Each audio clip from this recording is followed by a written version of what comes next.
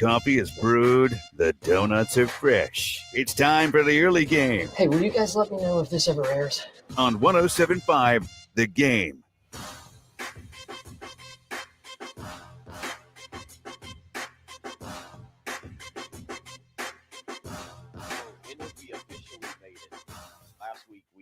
Last week, Patrick, that we debated whether we'd made it through the first full week of January on Friday? Is it we made it at 6 a.m.? I think somebody texted in last week and said they had made it when they officially get in their truck to start the day.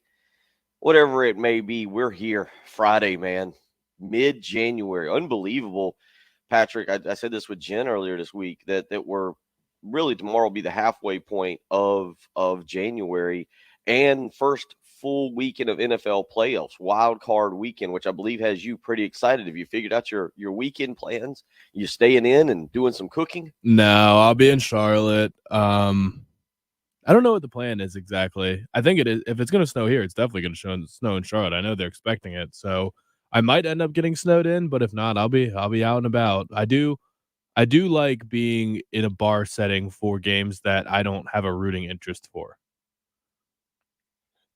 There you go. I can agree with that. I think that is a very good feeling about it, and I totally am in agreement with you. So we've got that. We're going to get into a bunch of that today. You've got a pretty big basketball game here in town between South Carolina and Florida, 1 o'clock tomorrow. We'll talk about that this morning. You've also got some.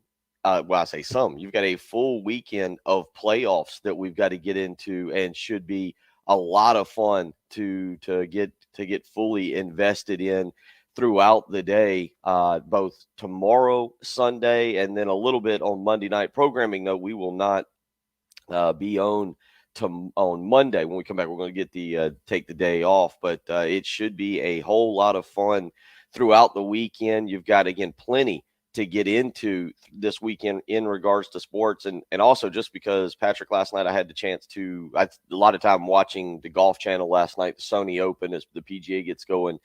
Are you a Winter Olympics guy? Because we aren't far away from that. You were pretty big, it felt like, into the Summer Olympics, but the Winter Olympics coming up, are you going to be pretty heavily invested in the Winter Olympics starting February 3rd? I do like the Winter Olympics. I don't know if I'll be as invested in it because no, I'll probably be as invested in it because there's not going to be much going on that I'll be super invested in.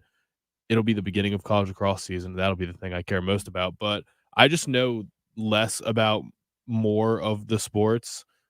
There's not as many events, and like for curling and things like that, I enjoy watching it, but I really just don't know what's good and what's not. There's a lot. And like bobsled and the skeleton and all those things, when they're just doing times, they all look good to me. Like I'll watch 5 bobsled teams go, and I'll be like, okay, that looked good. And then they'll say, oh, what a bad time for Team Canada. And I'm just like, okay, I don't know why, but okay. And like everything's like figure skating is all objective. I like watching them because they're incredibly talented, but they'll do a routine and I'll say, wow, that was really good. And unless they fall, I'll think, yeah, that was really good. And then they'll get a bad score. It's like gymnastics. Like I don't know what a bad score looks like. I guess we know when you talk Winter Olympics, I know what the really good performance is, like when they just nail it, like when they do it, like you said, with ice skating, when they do the triple spin. Axel?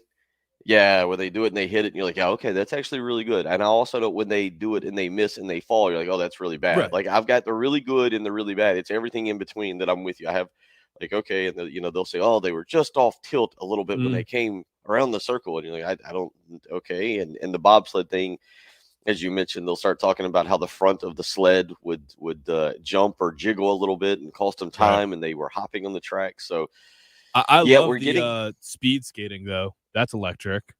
And that is, yeah. I like all the snowboarding and skiing stuff, even though I've never snowboarded in my life and I've skied one time.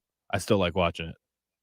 I'm with you on that. So, yeah, so there's a lot. The Winter Olympics do not start today, but again, because I was watching Golf Channel, which is part of Peacock a little bit, they seem to have a lot of commercials for that yesterday and really kept me invested, I guess you could say, and maybe even a little intrigued in the Winter Olympics.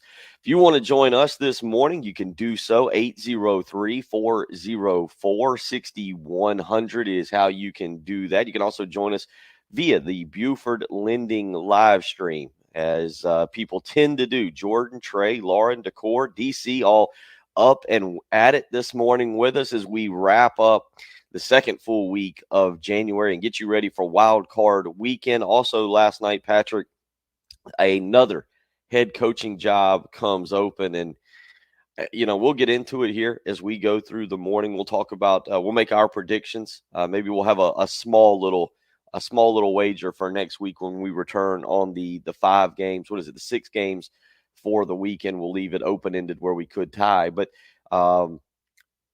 the Houston Texans fired David Cully after 1 year. David Cully was a weird hire to begin with. You and I talked about that, how the Texans last summer was it last summer, I guess? Was it prior, maybe? Managed to botch that whole thing with Deshaun Watson and anger him. And part of it was the random hiring of David Cully, and he doesn't make it. They were 30th in points per game this past season, dead last in a couple other statistical categories. And just quite frankly, the David Cully hiring was head scratching to say the least last summer, I guess spring, summer. And it's less, I don't know if it's more head scratching that they just go ahead and bail out now at this point, or where they go from this. So what do you make of the Houston Texans now going ahead and parting ways with their head coach to give us 8 head coach openings in the NFL? Well, I think David Cully was never given an opportunity, and unfortunately for him, he was never going to be given a fair shake. The Texans were such an unattractive position last year that they were never going to get a good coaching candidate. They got David Cully. He came out of nowhere. I can't even remember what his title was on the Baltimore staff. I mean, it was not a coordinator. I believe it was official towel kid. Yeah, pretty much. So, I mean, he was well respected among everyone that worked for him, but he was an older guy that's never had the experience and clearly not at the top of anyone's list. I had never even heard of him until he got announced as the coach, or maybe it was announced that they were going to interview him. But now the Texans, you mentioned, we're going to talk about how are they now the most unattractive job? No, they're definitely a more attractive job than New York now, because Davis Mills played played pretty well. He was probably the second best rookie quarterback last year. So with that, they now have the ability to actually use their picks. They're going to have a lot of picks now because they're now past Bill O'Brien mortgaging all their picks to trade for Laramie Tunsil and David Johnson, basically. So they're going to have plenty of picks, and they're going to have Deshaun Watson as trade bait. They're going to trade him and probably get a lot more picks, like 3 more first-round picks for him. So they'll actually have a lot of opportunity to kind of reload, and it is a bummer for David Cully because he overachieved. People thought that the Texans were going to have a chance to go winless, and he ended up winning 3 games or 4 games, 3 games. Can't remember what the total was. So he overachieved by pretty much anyone's expectations, but because he was never actually someone they were interested in, he was just a 1-year sacrificial lamb. And now that the franchise is in a better position, they want to go out and hire an actually up and coming or well respected candidate. So where do you rank that job? So now you're obviously not going to put it second to last. Probably. Okay, second to last. Yeah. So you you praised a lot of things about it, only to then say it's slightly better than the Giants. But it depends, because I can also see a world where 2 years from now, when the Vikings and Bears have had to clean house with all their old veterans and cut contracts and all this stuff, I can totally see in 2024 the Texans are in a much better place than the Vikings or Bears. So there is a lot of growth potential, and in the sense that whose team is the best right now, who can step in year 1 and have the most success. Yeah, the Texans are easily second to last. There's very little talent on their team. There's no superstars to speak of on that roster, but you have all the opportunity to build a team exactly like you want it. You don't have to come in and say, well, this guy's already established, so I don't really like it, or they've got this X wide receiver who does this really well, but that's really not a staple of my offense. So I'm going to have to adjust what I like to do. No, there's really none of that. You don't have to build around anyone on the Texans right now. So anyone you want, it's fair game, which is a positive and negative because you don't have much talent. But if you're starting from scratch, and this is, I mean, indications are that Gerard Mayo is one of the top candidates they would want. It'll be his first head coaching job. He's very young. I think he's under 40. He might be 40. I'll look up his age, but if this is his first shot, they're going to give him several years. He's not going to get fired after 1 year like David Cully if they only win 2 to 4 games. So it depends how you look at it. Okay, I like it. So you're saying the long term potential of the job is some pretty guys like the attractive. opportunity. Short term is not. Yeah, some guys relish the opportunity to build a team from scratch. Some guys want to come in and, like, if you're getting hired to be the Vikings or the Bears coach, or to a lesser extent the Dolphins coach, maybe you're looking at those rosters and saying, "Yeah, I could have done better than what the last guy did with this group of players." Or the Broncos, you say, "If I just get a decent quarterback, I can win a Super Bowl with this team." That's not what you're going to look at in the Texans, but it's a full opportunity to build a roster from the ground up, which is kind of an exciting opportunity, especially for a general manager. 803-404-6100 if you want to weigh in on that. Certainly the Houston Texans with Deshaun Watson. It's an intriguing spot because, Patrick, you would agree that whatever it is, I think I heard you say this, Deshaun Watson will not. Are you in the boat that whatever it is, Deshaun Watson will not be part of the Texans moving forward? Or is this an opportunity to try and get him back into the franchise, to make a hire with which he's on board with, maybe appease him a little bit? Both sides understand that, hey, you're not an attractive piece to trade right now. You've got a lot of things you've got to work toward. Is this an opportunity to maybe keep Deshaun Watson with the Texans, or is that ship so far out to sea that it doesn't matter? Whoever takes the job realizes I'm looking for a new quarterback, whether it's Davis Mills or I'm going into the free agency market or the draft market. Yeah, I think that ship sailed long ago because even before Deshaun Watson was untouchable for other teams or was just toxic, he was demanding a trade. I forget this all the time that before this even went down, Deshaun Watson had demanded a trade from the Texans, and it's because of Cal McNair and Jack Easterby, who are still both parts of that organization. So I don't see Deshaun saying, "Yeah, I'm willing to come back now because you've put the franchise in a better position." Like, no, there's gonna be none of that. And there's even been rumors that he's told people that he'll retire before he plays for the Texans, or there's certain teams because he's got a no trade clause, so he can kind of pick where he wants to go. I think he has a no trade clause. I can check on that, but he's prepared to retire if it comes down to it because it's just been such a brutal couple years. But Davis Mills playing well, I think, not only means the Texans don't have to burn another first round pick on a quarterback, it actually improves their leverage for the Deshaun Watson trade because last year teams would look at the Texans and say, "Okay, what are you going to do? You're going to go into next year starting who?" And there was no one on the roster to speak of that they could start. It was going to be like, I can't remember, Mike Glennon or Tyrod Taylor. They're saying you're going to do that. No, you want Deshaun Watson. Now they actually can say with a straight face, "We're fine. We're gonna build around Davis Mills. We're not desperate to keep Deshaun Watson. So make us an offer. Otherwise, we'll just keep hanging on to him, and we'll keep winning football games with Davis Mills and build around him." 803-404-6100. Anonymous texter here on the Cool Care Heating and Air text line says Texans will heavily target Brian Flores and try to keep Watson. He wanted to play for Flores. We'll continue talking about that and get Patrick's take on that. And yes, Matthew from Landrum says, are y'all going to do picks for playoffs and Super Bowl? We'll do weekend picks and maybe even go ahead and give some Super Bowl picks, but we'll save that or what we'll give our picks for the Super Bowl and what game we would like to see. Austin, my son, and I got into that a little bit last night on what game we would like to see as we head into. We should officially cement our Super Bowl matchup before the playoffs start. That does make it more legit.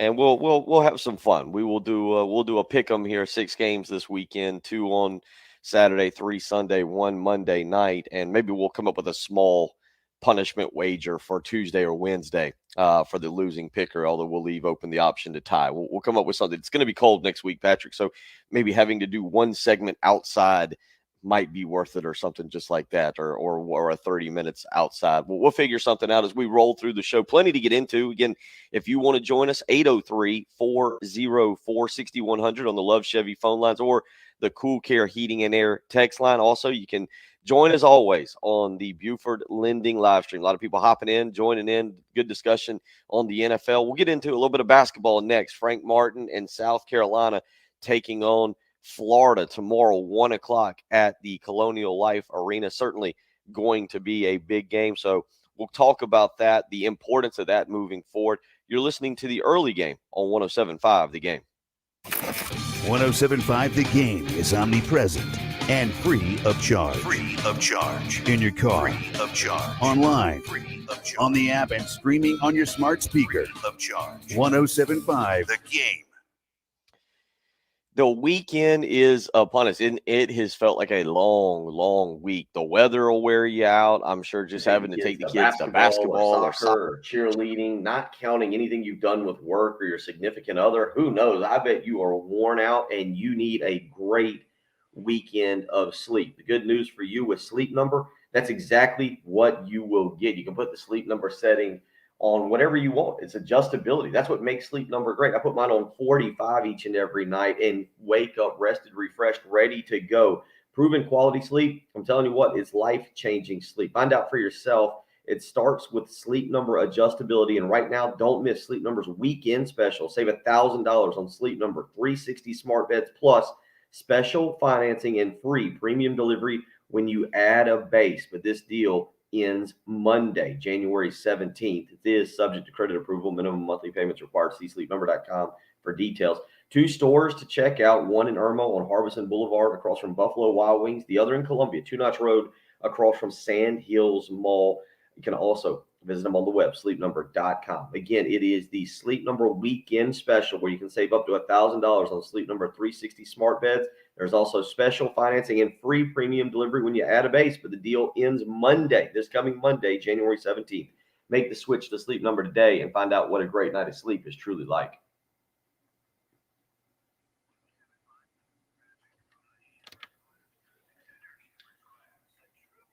All right.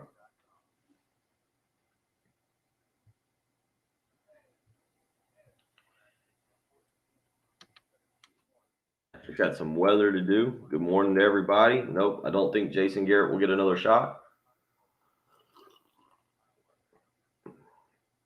No new names in the portal, Decor. No new names. Just Sterling Lucas right now is will likely be hired. I think today we need to get into that as well. We'll get into a little bit more Sterling Lucas with Patrick as well, probably in the 7 o'clock hour. We need a good a mini punishment. We don't need it. I don't know if we need to break out a food punishment or what do you think, Patrick? Just something light. I think having to do the show, again, it's supposed to be cold next week. I think the worst case is there's right over behind you is one of the accesses. We could just pop outside that seems like the easiest one. Yeah. Or I guess, honestly, this would be awful. You still got that mayonnaise? Yeah. I could bring some donuts to studio, and somebody has to eat a whole donut, dipping it in mayonnaise like Mike Golick Jr. did. I would do that. I would try that. You would try that? It sounds disgusting. And no, I wouldn't try it. Yeah, I wouldn't try it for enjoyment, but I would accept that as a punishment. Okay.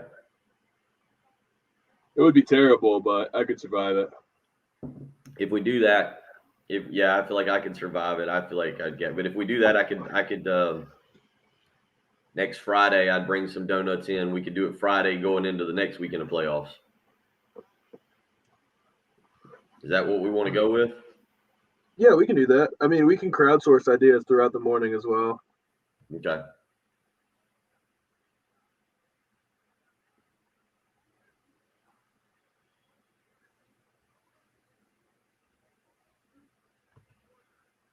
Yeah, we'll get that in. Yeah, new defensive line coach. I think they're hiring I think the board of trustees is meeting today.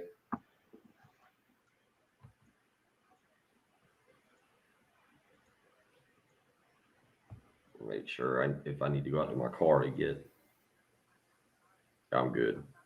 At least until the third hour.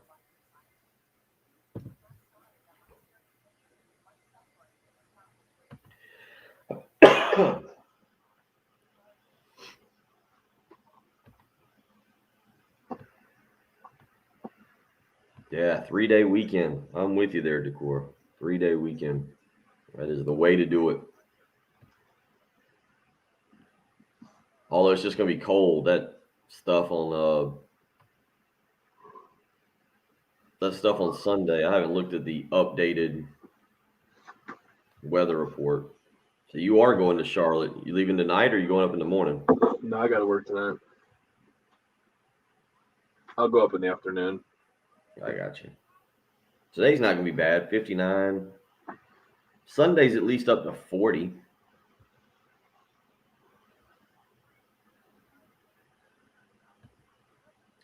It'll be an interesting hire, that's for sure, Craig. We'll see. We'll see how it pans out. We'll talk about that.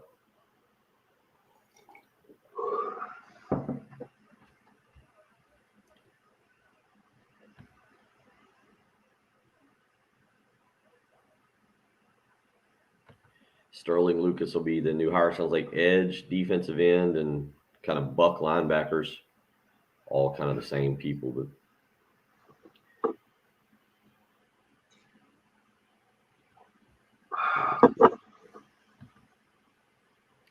I think everybody gets tired this time of year. This is the coldest, and you feel like you're so far away from spring.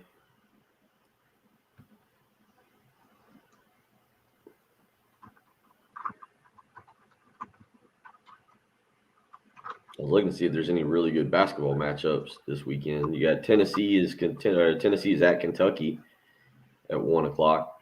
Our buddy Scott, his Michigan State team, is hosting Northwestern.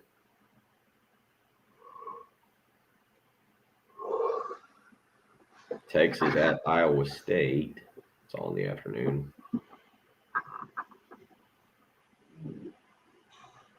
I had thought about going to the South Carolina-Kansas game, South Carolina-Florida game, but I think I'll probably stay home and watch it on TV. Austin's got a basketball game at 5. Boston College is at Clemson at 6:30. Georgia Tech is at North Carolina at 8. It's not really. Auburn will blow out Mississippi at 8:30. That's really about it. It's not even really a great weekend of college basketball. So it's going to be a big football weekend, Patrick.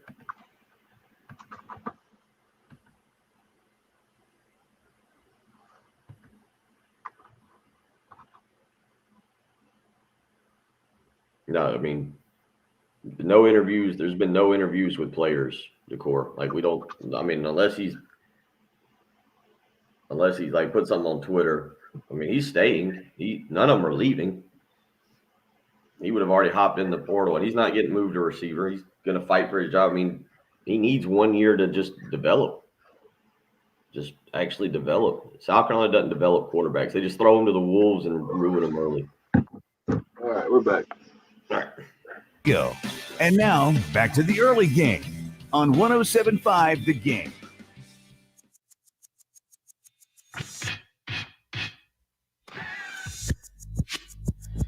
$6:28 on your Friday morning. Bill Gunner, Patrick Perrette. We are off Monday. We'll be back Tuesday, and Patrick and I are trying to come up with some ideas. Light punishment. We don't need the banana sandwich. The mayonnaise banana sandwich sounded absolutely awful, but we may play off of that. You can weigh in on what the punishment should be for the loser in the wild card weekend pick. 6 games. We'll pick those coming up at about 8:25 this morning. Patrick and I agreed that maybe next Friday I'll bring some donuts in and we'll do another mayonnaise challenge. You got to eat a whole donut. Does it matter which donut? Because I'll bring in multiple, Patrick. Like, I'll bring in chocolate iced with sprinkles, strawberry iced with sprinkles, just regular donuts. But you got to eat a whole donut, dipping it in mayonnaise. I would think that any donut is fair game. I don't know what would be preferable. I assume you just Yeah. want to go glazed. I would assume, but maybe that's the part of it is the winner gets to pick which donut the loser has to dunk in the manna. We'll get a little cup of manna. You still got the Duke's mayo there, I've right? got it. We got to Yep. make use of that. Yeah, we got to make use of your store acquisition there. So we may do that. So if you want to weigh in on what our punishment should be for Friday for the loser, we will take that throughout the morning. This weekend, South Carolina will host Florida at Colonial Life Arena, 1 o'clock tomorrow. The game will be on the SEC network. You can also hear it right here on 107.5 The Game. And Patrick, I know a lot of people are upset. Feels like a lot of people are trying their best to give up on South Carolina basketball. I don't really understand why at this point. South Carolina's not in an awful position as it pertains to trying to make a run toward the any kind of postseason. I don't know if NIT would necessarily make people happy, but the Gamecocks they sit at 10-5 as we talked this morning. They're 1-2 in conference play, but the two losses are to really good teams in number 4 now, Auburn. They were number 9 when South Carolina lost to them, and number 22, Tennessee. Look, I get it. South Carolina, you want them to be more competitive. They scored just 66 points against Auburn and even less, 46 against Tennessee. But Patrick, we've talked about it. These next 4 games, I think will tell us a lot about South Carolina. They need to go 3-1. Florida, Arkansas, Georgia, and Vanderbilt. They've already beaten Vanderbilt. Georgia's dead last in the SEC at 5-11 overall and 0-3. And you get Georgia at home next Saturday at 3:30. The game this coming Tuesday will be Arkansas on the road. That's going to be the most difficult of the 3. Florida's not exactly a world beater right now. Mike White, for all the people that are upset about anything South Carolina basketball related, Florida fans would love to see Mike White go anywhere else. He's 9-6 right now, 0-3 in SEC play. And Patrick, Florida took a lot of transfers in the offseason. This is not a team right now that's looking like world beaters, as I was saying, and it is a team that South Carolina should be able to go out and compete with tomorrow and probably beat. Colin Castleton is their leader there, the big guy in the middle, averaging 16 points per game, 9 rebounds, shoots 65% from the foul line, 53% from the floor. That's the guy. And South Carolina should have the bodies to be able to match up with him on the interior. Yeah, and isn't Frank Martin's record against Mike White head to head, like, isn't it very good? I was trying to Yeah, go no, back and check it, but I thought he's been very successful against him. South Carolina is, I think, one of the bigger victories last year for South Carolina was a victory over Florida early on in the season, or I say early on in the season, I guess it was just an odd season all the way around. But there was a victory over Florida last year that I think gave people hope at one particular time. It was at home, and South Carolina beat Florida 72-66 in February. That might have been South Carolina's last loss, to be dead honest, or last win last year in that weird COVID season. But yeah, South Carolina beat them last year in Columbia 72-66 in the season where South Carolina won 6 games. So yeah, the way Frank Martin's teams have matched up with Mike White's teams have been beneficial to the Gamecocks. Yeah, that's a good sign. So yeah, I mean, it's a big game. Florida's going to be very desperate. I mean, it's kind of a dangerous time to be playing a team like this because they're 0-3 in conference. They desperately need a win. But you're right. I mean, is this the easiest 3-game stretch you're going to have in conference play all season long? I would probably assume that it is because it's not going to get any easier with more matchups against, Tennessee and Kentucky back to back, but Florida and Georgia at home the next 2 weekends are very, very winnable, and Arkansas has not been having a very good year. What's their record? They're like, I know that in SEC play they're only 1-3, but yeah, okay, 11-5, but only 1-3 in SEC play. So really, you're playing the worst 3 teams in the conference in this early stage of the season in a 3-game stretch. This is a great time to right the ship. Great time to right the ship. Yeah, and look, again, South Carolina, they've got a quality victory there. They've got a couple quality victories that could go a long way. Again, I know Georgetown and Florida State are not world beaters, but those are nice victories on the resume. You don't really have that awful loss. Coastal Carolina is not a good one, but certainly it's also not one that's as bad as years past. Nobody's going to be ashamed at the losses to Auburn and Tennessee, but it's an opportunity here, and it starts tomorrow. And South Carolina needs a good crowd there. Fans need to turn out and support the players. And it's an opportunity for South Carolina. I think the big thing for the game tomorrow, Patrick, is what we talked about after the Tennessee game. You got to see Jermaine Cousinard and Keyshawn Bryant really become involved in that game. You're getting efforts. I was going to say contributions, but Eric Stevenson was 2 of 10 the other night from the field and only had 5 points. So you're getting efforts offensively. You really want to see Cousinard and Bryant find their way into that particular rotation and be other parts of or another threat offensively for South Carolina tomorrow. And if they can do that, I like where they're going with this team, or I like how they can be competitive. But you definitely, Jermaine Cousinard to me is the big one, because he's got to take care of the basketball better than he has, and he needs to be an effective scorer. I'm not asking for 15, 18 points for him, but he's got to hit double digits.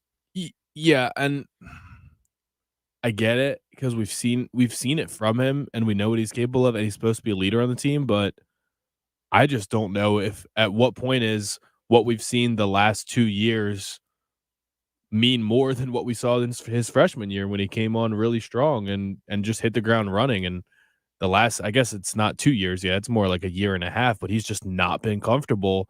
And I just gotta wonder if it doesn't happen soon. If it doesn't happen in the next week, in these next 3 games, I mean, are you even better off having him on the court like this? I mean, that's how many minutes did he play against Tennessee? He played a good 16. 15, 16 minutes. So if you're not comfortable out there, is he taking away from the momentum of the rest of the starting five? It's just it's awkward to watch right now. Yeah, he's not done a good job of taking care of the basketball, which is where you would ask him, okay, if you're not going to score, at least facilitate, create opportunities for Stevenson and for Reese, get Wildens Levesque involved in the game. But yeah, you're exactly right about what you just said. You look at Cousinard's season totals. It is strange that he's only taken 94 shots, and I only say that because, again, I kind of would have expected him to take a lot more. But the statistic that is most concerning for Jermaine Cousinard this year is 24 assists to 36 turnovers. That's not, if he's going to play the point guard role, that's not what you want. Jacoby Wright, the other, I guess, point guard at this point, 34 assists to 25 turnovers. So you got the freshman there who's done a better job of taking care of the ball. And as Craig says on the Buford Lending live stream, Jacoby needs to play more if Cousinard's head is not in the game. And I'm in agreement with that. Or move, try and get him off of the ball. Move him to the 2 guard and let him facilitate without the ball necessarily being in his hands. Run him off some screens. See if you can get him open. I think early on, what you're looking for, what I'll be looking for with Cousinard is how aggressive, Patrick, is he trying to get the ball to the rim? Is he just settling for shots, or is he actively trying to hunt his shot and get into the lane and finish? Or just really not taking shots. It almost feels like a confidence thing at this point. He's not taking a ton of shots. Maybe he's turning the ball over because he doesn't want to be aggressive and try to make a play, or he's forcing the issue and he's losing confidence because he's not knocking down shots, so he's pressing a little bit and that leads to turnovers. I don't know what to attribute it to, but do you feel like he looks like he's a different player than he was just a couple years ago? Yeah, he does. He doesn't look as confident, and how much of it is what's occurred off of the court for him, and mentally not being able to develop, because, again, there has been things, and you have to acknowledge that. You can't just, I know we look at kids, at these athletes sometimes, and we think they're robots that are just programmed to motor through and not have to deal with issues with their family or with their best friends or whatever it may be. Yeah. And so, it's unfortunate. It really is for Cousinard. But that was kind of the story of this year, right? Because, I mean, he even did an interview about it. I know there was an article about it, I think, in the State. I can't remember who wrote it or who did the interview, but he talked about it openly and said, yeah, I was just in my head all last year, and had kind of mentioned that I think he just felt like he was in a better place and had moved past it this year and was ready to kind of right the ship or straighten things out. And it's just, it hasn't worked. it looks to me from years of coaching high school basketball and then doing scouting, he doesn't know his role. Like Eric Stevenson and James Reese, as a senior, as a guy who's been in the program for 4 years, at least 4 years, I think he expects to kind of be the vocal leader and to be the guy and in control of everything. But the way that this team has kind of altered is Eric Stevenson and James Reese appear to be the foundations of this team. Mm-hmm. And I don't know if that's difficult to accept for Cousinard. I don't know. It doesn't. I doubt there are. I don't think there are locker room issues. Frank Martin's talked about how much he likes this team, but what I do think is that he's had a hard time finding his exact role. He's not a point guard. Cousinard is not a point guard. Unfortunately, they've had to play him out of position. You and I, Frank Martin joined us in studio back in October, early November, and one thing that we talked with Martin about was point guard play. And Martin really felt comfortable with his point guard play. Maybe you see Jacoby Wright continue to develop at that position, which would take a lot of pressure off of Cousinard. We'll continue talking about that. It looks like South Carolina is set to hire a defensive ends, edge, Bucks coach today. We'll talk about that as well and get back into the NFL, some of the discussion of the Houston Texans as it pertains to Deshaun Watson and his future. We'll get Patrick's take, man. You talk about Watson, you talk about Aaron Rodgers, you talk about Russell Wilson. Yeah, I know the easy answer might be Aaron Rodgers because of age, but of those three quarterbacks, even if you take away Deshaun Watson's legal issues and he's eligible to play, maybe who does Patrick Perrette want for his franchise long term? If you can go, not just 1 year, but maybe 4 or 5 years. Who do you want as your quarterback, since those three could be on the move? We'll talk about that and more. You're listening to the early game on 107.5 The Game. Coming up on 107.5 The Game. That's right. It is mid-January. Unbelievable, right? Just absolutely unbelievable. Before you know it, spring, summer vacation, summer vacation. It'll all be here, and I hope you have got the vehicle ready to get you to the beach or the mountains or over to grandmother's house for a special Easter Sunday. What you need, just in case you don't, is to go visit Love Chevrolet. You've heard me talk about the $1,000 low price guarantee, the great deals that you're going to get at Love Chevrolet. You've heard me talk about the incredible selection of Chevrolets over there, brand new Chevrolets. They also have an incredible certified pre-owned lot from which you can choose from. But the best thing about Love Chevrolet that I talk about and that I want you to understand is the incredible customer service, the great sales staff, the way they treat you from the second you drive on the lot to the second you leave satisfied with your new purchase. Buying a vehicle today is a big deal. It's a big purchase. It's part of the family. It's something that you need to be dependable and reliable each and every day. So when you go to purchase a vehicle, you need to buy from someone you trust, that'll shoot you straight, that'll take care of you, and that'll be patient with you. And the folks that Love Chevrolet do that each and every time. That's why I believe in them, why I trust them when I have to make a purchase, and why I'd love for you to go find out just why Love Chevrolet is the best in the business. I-26 in Harbison between Lowe's and Frankie's Fun Park. You can go visit them on the web, lovechevy.com. Again, the $1,000 low price guarantee, the incredible selection of vehicles, and of course, that incredible customer service. You can't go wrong. Love Chevrolet, I-26 in Harbison between Lowe's and Frankie's Fun Park, or on the web, lovechevy.com. Get out to Love Chevrolet and find new roads.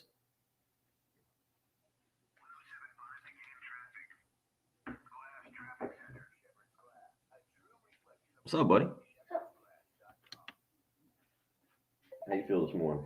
Pretty good. You want some chocolate milk or anything? Okay. You can go play some PlayStation? You should go. I know you're going downstairs this morning at like 5:59. Yeah, I thought I saw you moving around your room. Yeah. But my daughter too, y'all's alive. Okay, love you. Love you too. Yeah. Morning.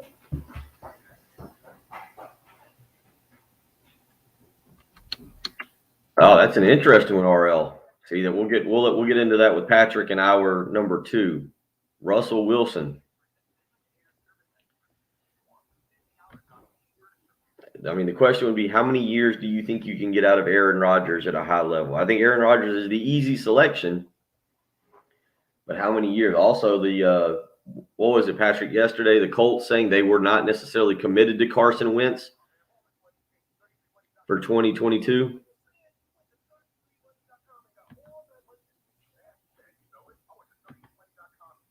No, Patrick's doing traffic. No real word. We'll ask Patrick about Harris's draft prospects. I would assume 4th, 5th round. maybe later. Unfortunately, running backs are a dime a dozen, but certainly he showed that he's capable.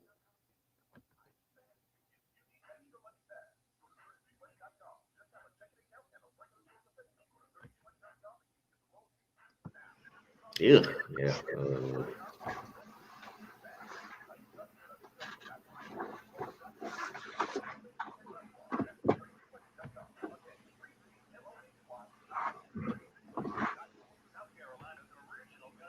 Yeah, Cyburn, I don't know. The Colts, Colts GM won't fully commit to Wentz for 2022. Colts coach. Do what? So the thing was Frank Reich, wasn't it? It was Chris Ballard, the GM. He's the one that said, what was his quote? I think he'll be my quarterback next year. Oh, I didn't see that. I think Yeah. that's what Frank Reich said.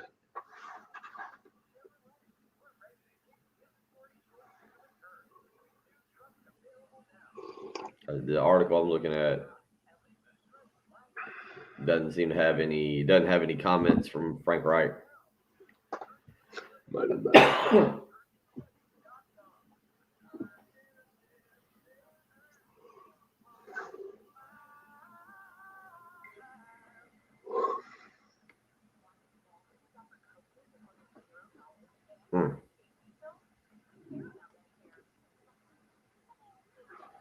On the NFL board, there's not one game that sticks out to me or that I actually like.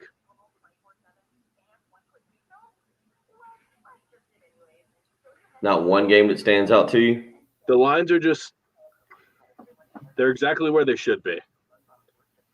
Because I don't look at any of the numbers and say, yeah, I like this one.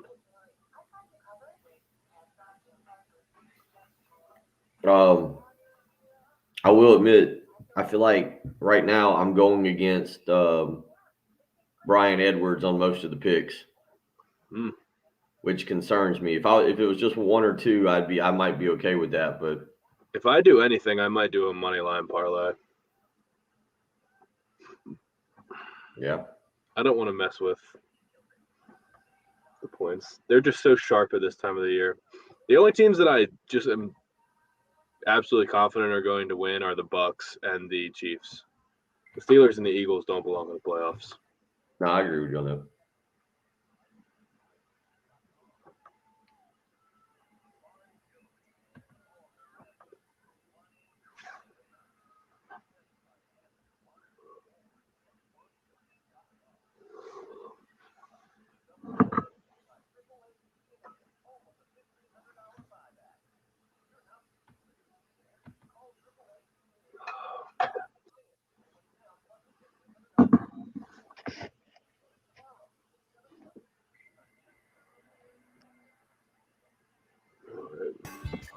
Broadcasting live from the Herndon Chevrolet Studios. This is 1075 The Game.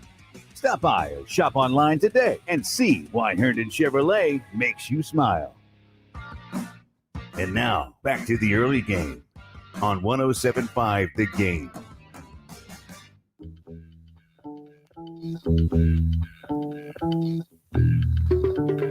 .648 on a Friday morning. Bill Gunner, Patrick Perrette, getting you through here as we roll into Wild Card Weekend. We'll make our picks around 8:25 this morning. Coming up at 8:05 this morning, the Corley Pool High School headlines of the week. We'll get to Chris Deering, who joins us. Some good high school basketball action taking place tonight and this weekend. Spring Valley and Ridgeview, AC Flora and Irmo, a battle of top-ranked teams in 4A, Dreer and Westwood.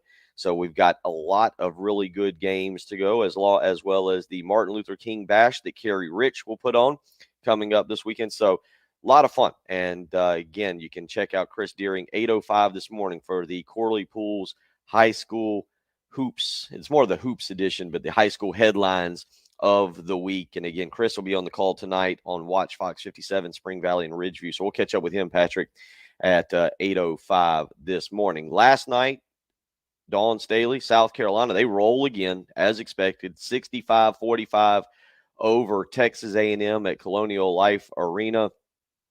Surprise, surprise. Aaliyah Boston. Aaliyah Boston's pretty much good for 15 rebounds, right? Like that's where she's at, right, Patrick?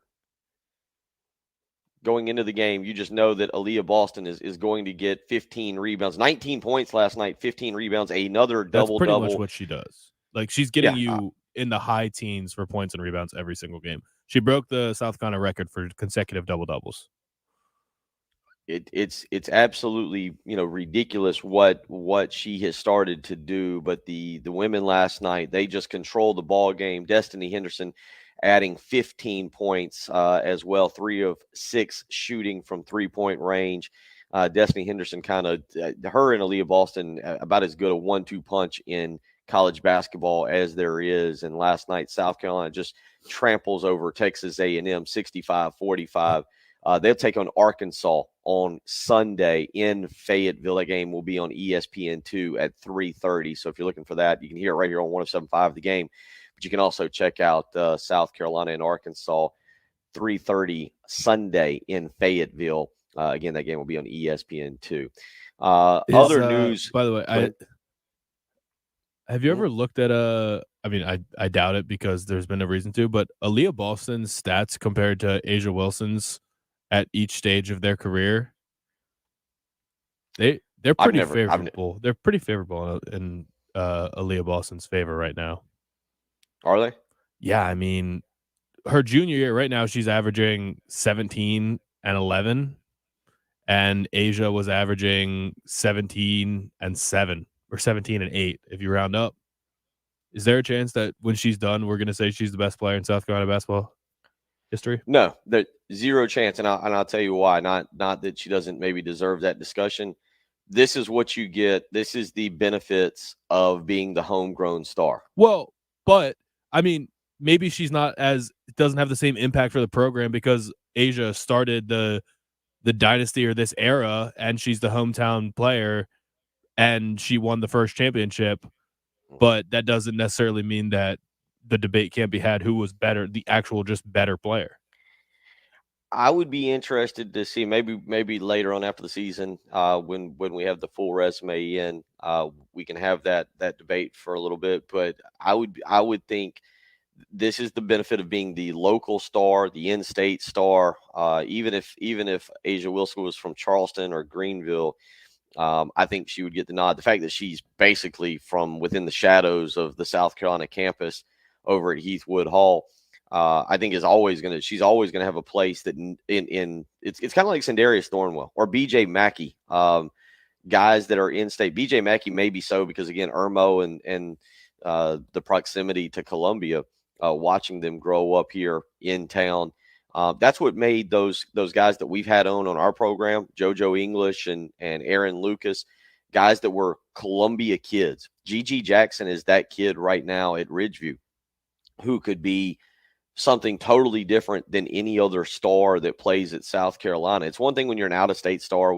Connor Shaw is always going to be a guy that South Carolina fans love and cherish, but it's different especially when you're the local kid. When you were legitimately the local kid. And that's why, while I agree with you, it's gonna work where Asia Wilson, I think that vote, nobody's gonna look at the stats that you're talking about and try and debate you and say, nah, look at Leah Boston's stats. But you're right, what she's doing is incredible right now for Dawn Staley's team.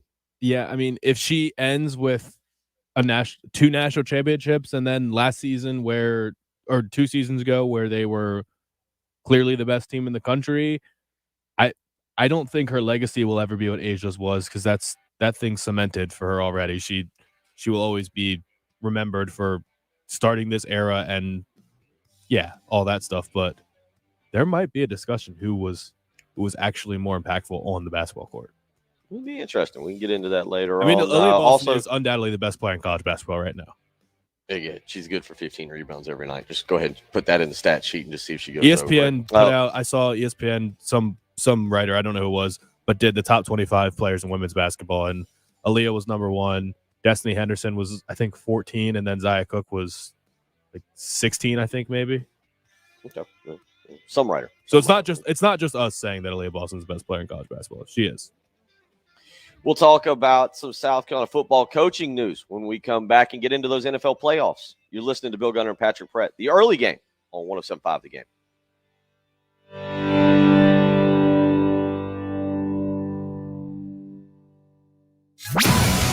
The home of the Gamecocks. 107.5 The Game. WNKT FM, Eastover, Columbia.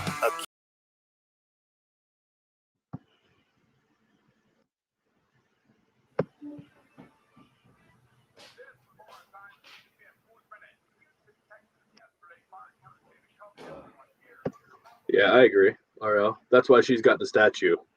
But that doesn't mean that just because she was first, she's better.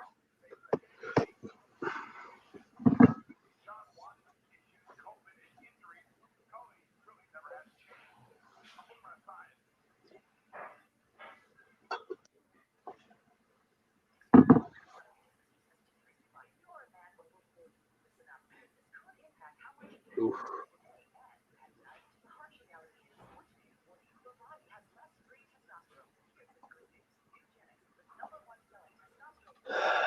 Very bad take on the text line. Aaliyah isn't engaging enough. Asia had a big personality and was marketable, so everyone knew her. Sorry, Richard. That's a very bad take. Aaliyah is extremely engaging and extremely personable.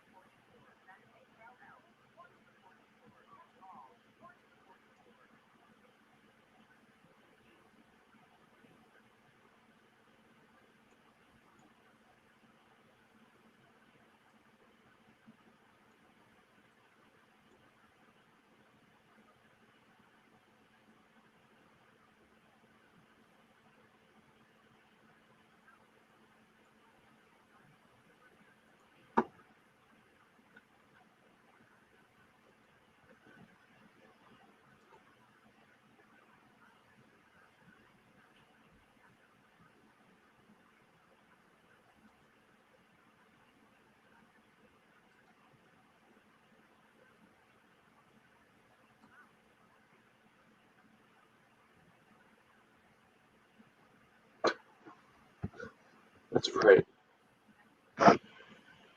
Thank you, Kelly. And no, my plan is actually to make the liver pudding this morning. I think I'm going to do it when I get home because I won't be here this weekend. I was going to make it on Saturday or Sunday morning, but I'm not going to be here.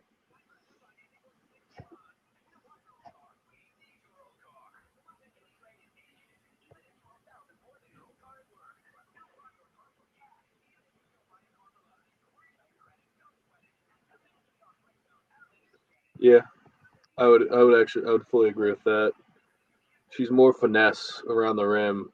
Aaliyah's just kind of pure power, but some of the blocks she has are just so. I mean, she swatted a girl last night and just launched her into the bleachers. She is like kind of the women's basketball version of Shaq.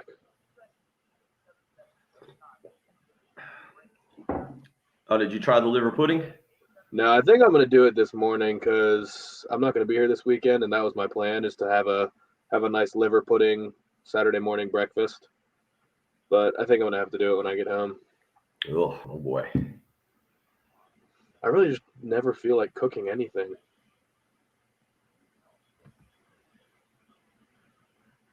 I don't have any eggs. Don't know if it matters, but Yeah, I might actually fix some breakfast here afterwards. I got some English muffins. Do a little English muffin cheese bacon sandwich.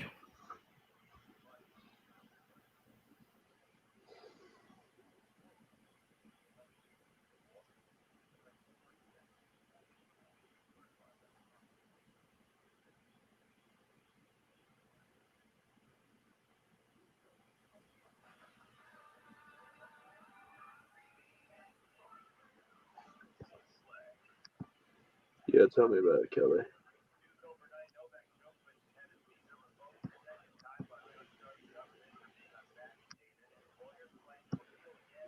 It is a terrible name.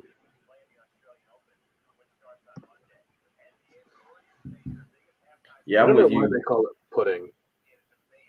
Yeah, it's a home game for me this morning here at Kelly. Kids are here. That's why I just went up and checked on my son. He's up there out of school today, so I went and made sure he's up there playing NBA 2K or whatever.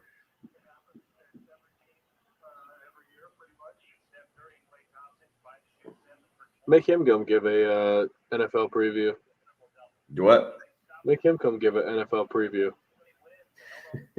Mike.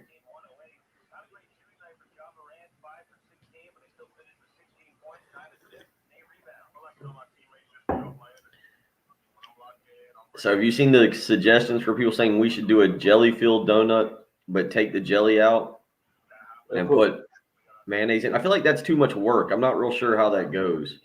I didn't see that, but yeah, that's too much.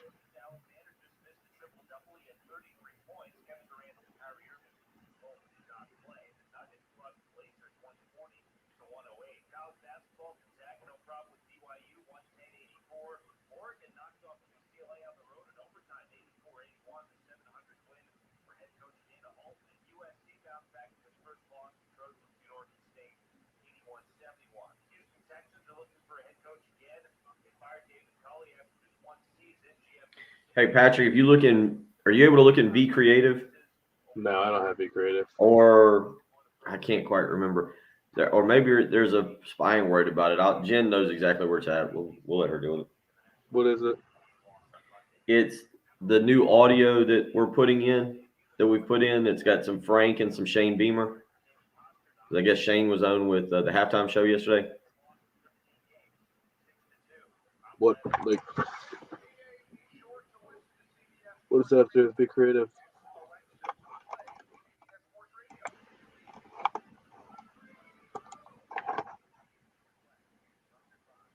I wouldn't be in be creative. Huh? What does that have Okay, to do it's not in Be Creative. Yeah, it's in a folder. I can't remember. I'd have to look at it. Yeah. Because they showed me yesterday, but I just can't remember. I ain't worried about it. We're all right. We got plenty to get into. Cool. Jen Jensen, it's time for the early game, where the bacon is always prepared properly. My grand slam was supposed to be with sausage. On 107.5, The Game. Hour number 2 is upon us. And yeah, there's still lots to get into. Kelly says y'all going to talk more about the new edge outside linebackers coach. Yeah, the Board of Trustees meeting today to approve what is expected to be approved, the contract for Sterling Lucas, who will join the South Carolina staff. Sterling Lucas, originally from Orangeburg Wilkinson High School, was a linebacker. Actually went to North Carolina State over South Carolina and has gone on to a solid little NFL coaching career. Has been with the Baltimore Ravens from 2016 to 2020 and was with the Jacksonville Jaguars this year as assistant defensive line coach. So that's kind of where South Carolina is going with that. We'll get more into that as we go through the morning. We've been also talking about the NFL playoffs that will get started tomorrow, 4:15, the Cincinnati Bengals and the Las Vegas Raiders.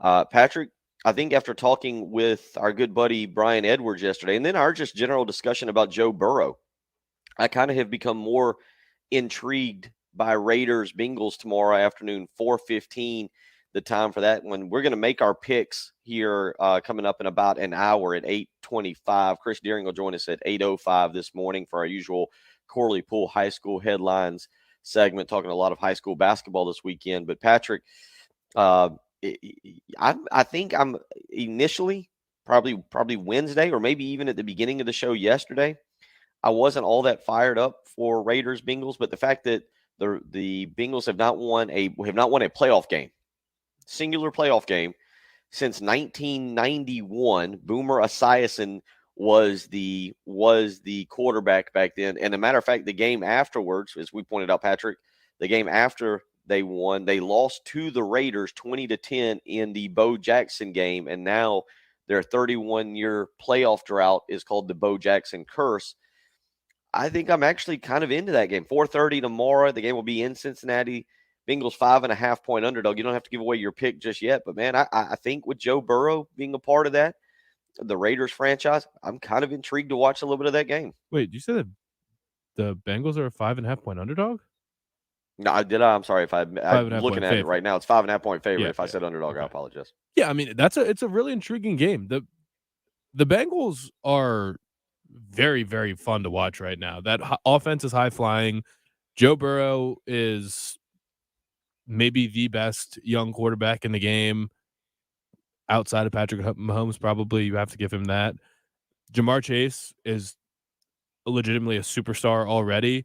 There's a lot of fun things about this team. As far as the playoff curse or the playoff drought or the Bo Jackson curse, it does feel like it's a matter of if not when that thing gets ended, because this team's going to be good for a long time, but they are one of the feel good stories of the NFL. Everyone came into this season saying it's probably Zach Taylor's last year with them, and they've got a lot of potential, but maybe this will be a kind of a one more down year, and then they really turn it on next year. They're ahead of schedule, and it's mostly because of Joe Burrow. But Jamar Chase coming in and being just a monster from day one. T. Higgins taking a huge second step. Tyler Boyd went from having to be the number one receiver to being a slot receiver, which he does very well. Like he's in his natural position in the slot. He can make a lot of plays there. They're still missing an offensive line, and they don't have a big time tight end, but they have a lot to build around right now, and they're a lot of fun. So, I mean, I do think they're going to win that game. They're going to end that losing streak in the playoffs. And I think that's one of the games that if we just did a fan pulse or a nationwide opinion on who do you want to win a game, I think most of these would be pretty split. I think New England and Buffalo, pretty much everyone's probably pulling for Buffalo. Philly and Tampa Bay would probably be fairly split. San Francisco and Dallas probably fairly split. Arizona, LA, people probably don't care that much. Pittsburgh and Kansas City would be kind of intriguing. I would like to know where people lean on that one. But I would say the Bills and the Bengals are the two teams that an overwhelming amount of people will be pulling for. I'm with you on Cincinnati. I think both you and I liked yesterday Cincinnati. If you had to take a long shot to go and win the Super Bowl, I mean, if Joe Burrow gets he's been pretty hot the last few weeks there, playing the quarterback position. You're right. Jamar Chase is really starting to come on here late in the season and blow up, and they've got some offensive pieces that could keep them in games. I think both of us, I think the Bengals were plus 2,000 yesterday is what it was listed at as I pull it back up now. We kind of like them as our long shot to maybe make a run to get in there, but they got to get past the Raiders first. And Jeff reminds me on the Cool Care Heating and Air text line, it's a battle between T. Higgins and Hunter Renfrow, Clemson wide receivers there tomorrow. But yeah, the Bengals plus 2,000 according to BetMGM. They're plus 1,800 at DraftKings. That would be the definition of a long shot right now. And Patrick, we'll give our Super Bowl picks here in just a second, but you look at the rest of the games and you're right. I don't know. You think the fact that it's not Belichick and Tom Brady anymore, you think that people still dislike Belichick and the Patriots that much? I don't know if it's about Belichick as much as it's about we're just tired of seeing the Patriots have success. I think what it would represent if they can beat the Bills and they make a playoff run is just we're all screwed because it's going to be another decade of the Patriots being in the mix every single year, and people don't want that. I don't think anyone wants to see the Patriots or really the city of Boston have any more success. And I don't know that people Boston. Yeah, I don't know that people overwhelmingly hate Belichick, but I think they've seen him enough. We've seen enough of him, and we're kind of over it now. And the Bills, combined with that, the Bills are very likable.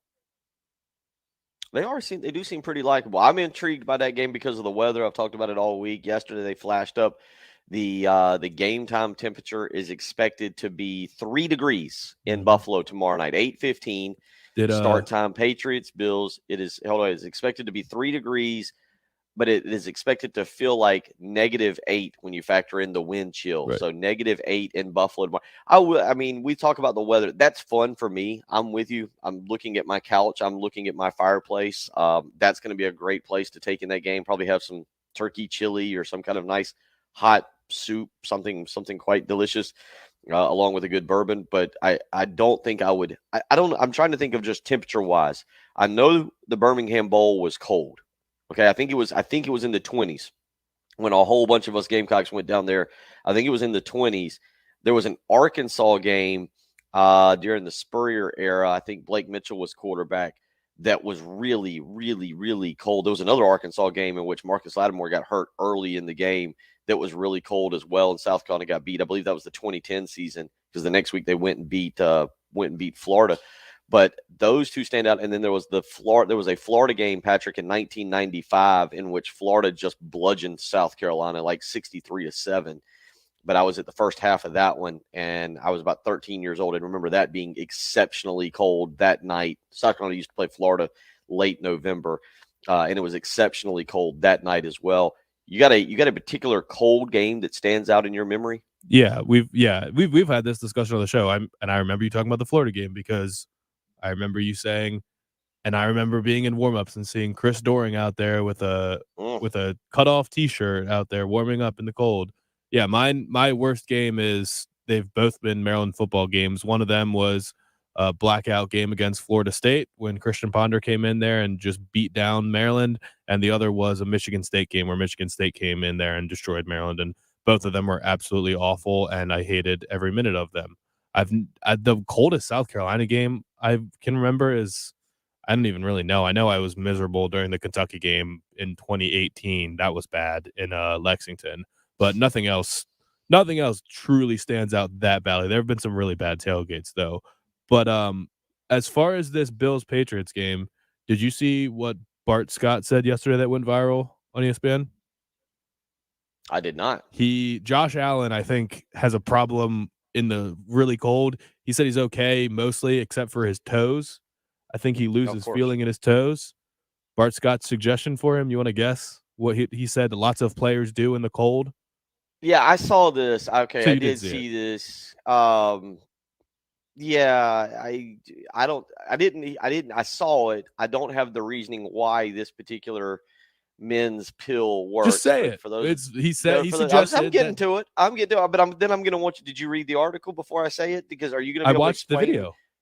Okay, all right. So Bart Scott has suggested, I guess, for all players, if they get too cold, is it? You explain it because all I did was see what Bart Scott said. He suggested. I didn't read it. Yes, he said that if anyone that's losing feeling in their limbs, the players would take Viagra before the game because something about how it was created initially as a heart medication, so it opens up the arteries and it gives you feeling better. So lots of guys would do that in the games that were extremely cold.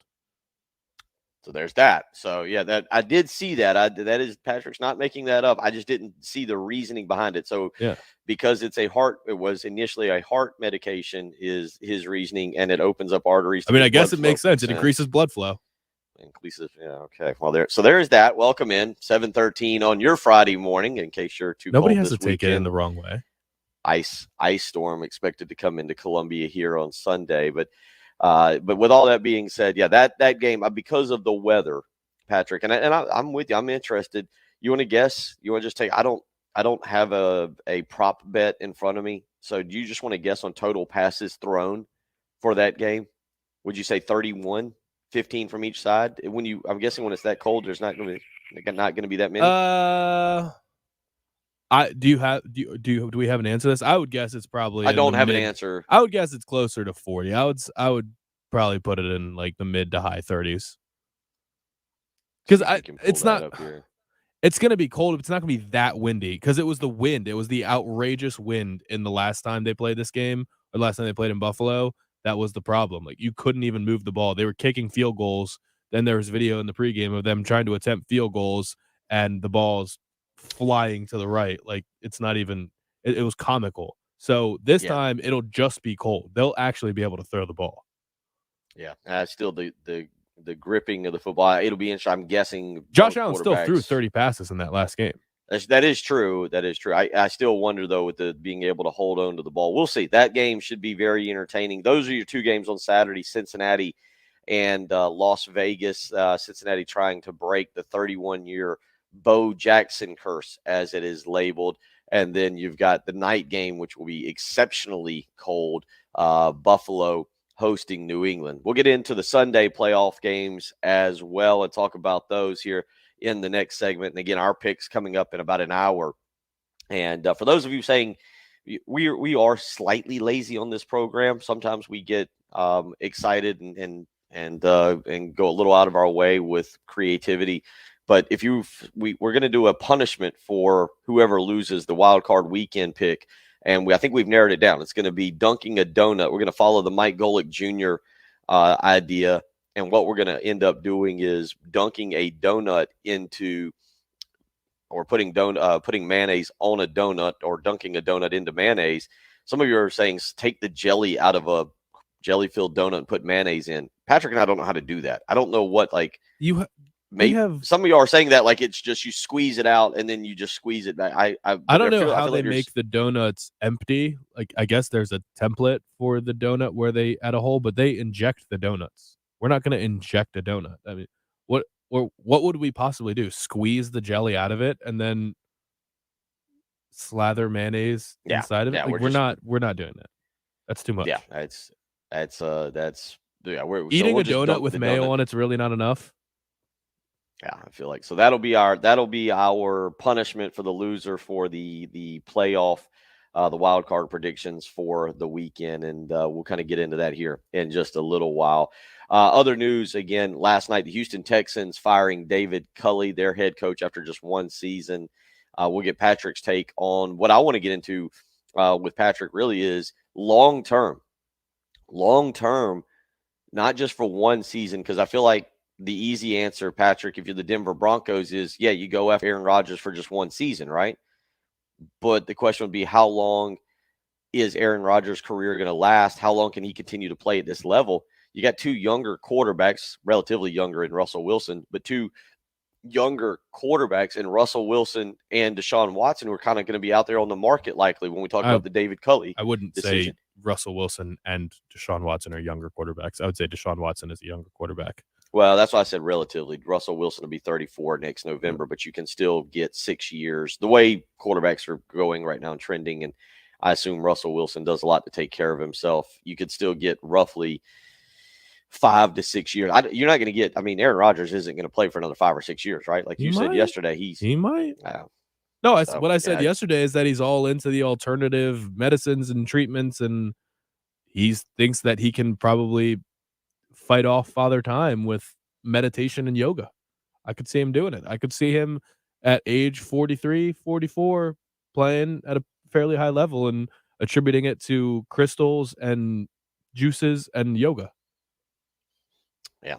So we'll get into that because I do think that's an interesting question. Someone hit us up earlier and said, keep an eye on Russell Wilson in Carolina. That would be interesting. Patrick, is Russell Wilson, if he ends up back at with the Panthers, he's originally from Cincinnati, Ohio. Now, we know he played at North Carolina State, both baseball and football, but he's originally from Cincinnati, Ohio, but still come back to his. In Cincinnati, Ohio. I think he's from Richmond. Okay, yeah, it's listed him as being, I guess, born in Cincinnati. Yeah, he went to high school in Ohio, Virginia. Okay, I see that. Collegiate school in Richmond, Virginia. So, yeah, coming closer to home, maybe a good way to finish out his career, and certainly would be a good way for the Panthers. That's why people were thinking, well, maybe he'd want to come to Washington. Maybe he wouldn't block the trade to Washington because he's from Richmond. Okay, but it's not going to happen. I understand. There you go. So we'll get into the little bit of quarterback discussion as well. And South Carolina set to hire Sterling Lucas, defensive line coach, defensive ends coach, outside linebackers to replace Mike Peterson. We'll talk about that. We've gotten into a little bit of South Carolina and Florida basketball tomorrow, 1:00 at Colonial Life Arena. So lots to do, lots to get into as we continue rolling through. Some of you weighing in on your coldest games you've ever been to. Monty weighs in, says, seems I remember a really cold Thursday night game after the Clemson game against West Virginia or Virginia Tech sometime in the 80s. Monty, I know what you're talking about. There was a West Virginia game played after Clemson around Thanksgiving. back in the 90s, the early 90s, I think. That might be what exactly you're thinking about. Hot Sauce Ross weighing in. Arkansas home game in 2006 was freezing, like 29 degrees, and I'm with you there, Hot Sauce. I do remember that. Blake Mitchell came in the second half and rallied South Carolina. They were down by 7, and Blake Mitchell threw a pick. He says I think it was even worse because it was only November 6th, and then he lost his sweater and got locked out of his house. That's a tough night, buddy. That is a tough night. Another anonymous texter says 1984 at Notre Dame, it sleeted off and on during the whole game. And another anonymous texter who yesterday, Patrick, was with you on the Cinnamon Toast Crunch, today weighs in and says that Florida game in 95, definitely the coldest game I've ever been to. When So we 803-404. we need to discuss what Kurt just texted us. It doesn't make any sense. Said suck out the jelly from a donut with a syringe and then inject the mayo with the same syringe. That's not. While I understand where he's going with, I do understand that involves us finding a syringe and doing some surgery on a donut. And I don't know. That's not going to work either. It's too thick. Yeah, just seems excessive when we can just slather it on top or dunk it in there. We'll continue that discussion and more. You're listening to the early game on 107.5 The Game. Dan Patrick. Weekdays, 9 until noon. On 107.5 The Game. Keeping the house clean, something I find very important. I am kind of one of those neat freaks where I like things to be in order. I like my carpet, my tile, my rugs to look clean, my upholstery to be clean when people come by. Not that people always want to come hang out with me, but in the event somebody does actually want to stop by, I kind of want the house to look good. That's why I depend on Zero Res. You can depend on them as well. 803-262-4020. How you can get in touch with them to book your appointment today. Right now, Zero Res will for just $119, Zero Res will clean 3 rooms. And if you mention my name, Bill Gunner, at 107.5 The Game, they'll clean your hallway for free. How hard would that be? All you got to do is say my name, Bill Gunner, at 107.5 The Game. I feel like it's something off of Breaking Bad. Say my name. If you just say Bill Gunner at 107.5 The Game, Zero Res will clean your hallway for free. And right now, the best deal going on, $119 for 3 rooms right now. Zero Res with that patented ZR water technology, scientifically proven to get your rugs, your tile, your upholstery insanely clean. So if you want a clean house, trust the experts with Zero Res. 803-262-4020, or you can book online, ZeroResColumbia.com. Zero Res, spell it backwards or forwards. It's the right way to clean. 107.5 The Game traffic from the Shepherd's Glass Traffic Center. Shepherd's Glass, a true reflection of quality. ShepherdsGlass.com. And we'll start with a collision in Columbia on I-77 northbound, going to be on mile marker 5. And we've also got a pair of accidents still being cleaned up from earlier. The first on Monticello Road and Kinsler Road, and the other is in Lexington on Old Orangeburg Road and Silver Spring Lane. Those are all your accidents for this morning. Still want you to be aware of some road construction going on in Lexington, I-20 eastbound at mile marker 58. Sponsored by Mattress Firm. Unjunk your sleep at Mattress Firm's new bed, new you sale. Start the year off.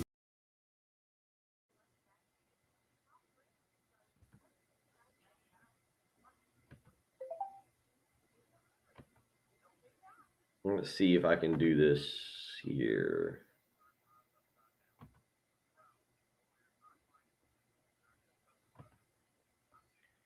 So here you go, Craig. Let me what do I need to do here is I get creative on the live stream. Here we go. So here it is, Craig. Here is the screenshot. There's the injury. Yep, Bengals players, and there's the actual play where he got injured. You can see the hip and everything turning, and it looks like an awkward position there for Bo Jackson. But yep, it was the Bengals.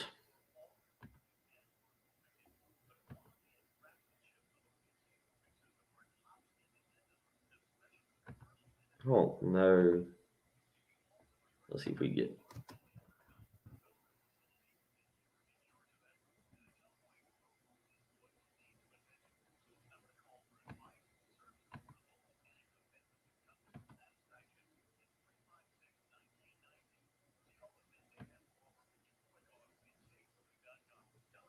Well, apparently, I have limited reading articles for the Cincinnati.com.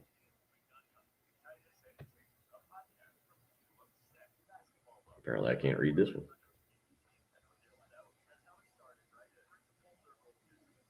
I was looking to see if I could get the video of the injury and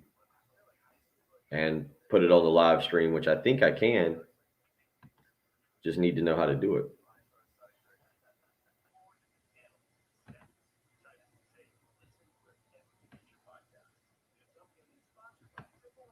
Is this it?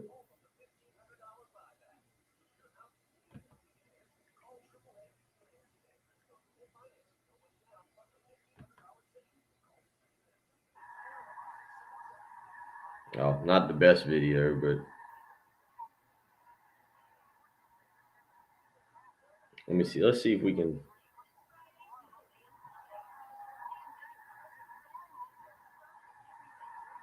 Hey.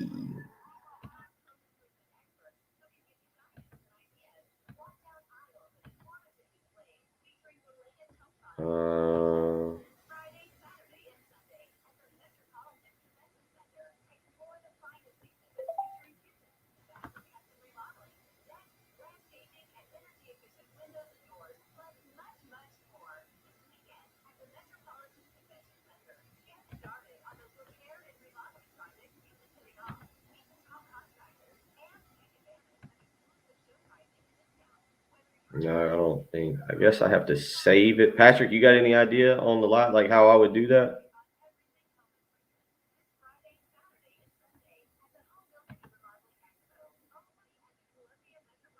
Patrick, you got any idea how to save that on the like if I saved a video? No, I don't know how to play the videos. The only way I would know how to do it is to share screen.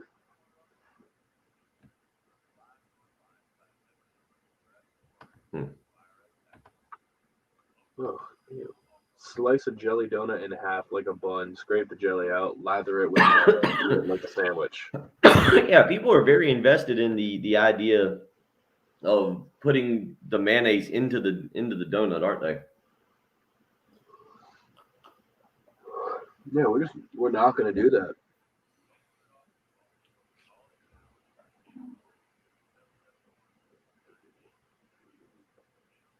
Sounds like somebody's having a honey bun for breakfast. Dipping a honey bun in mayo might be more on brand with this show right now. Is that what we should do? Should I go by the gas station and buy honey buns? Might be easier.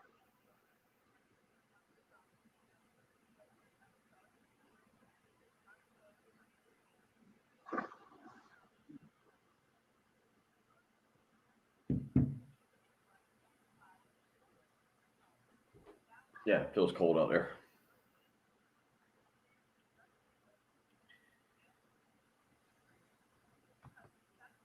Oh, God.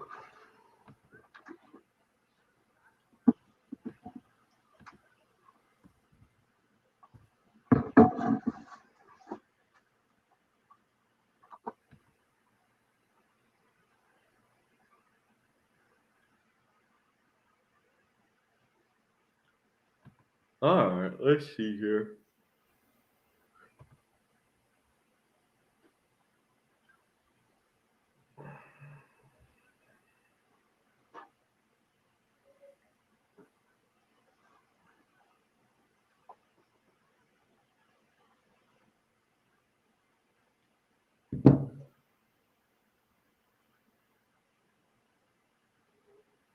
Duchess Jumbo honey buns. That sounds, oh boy.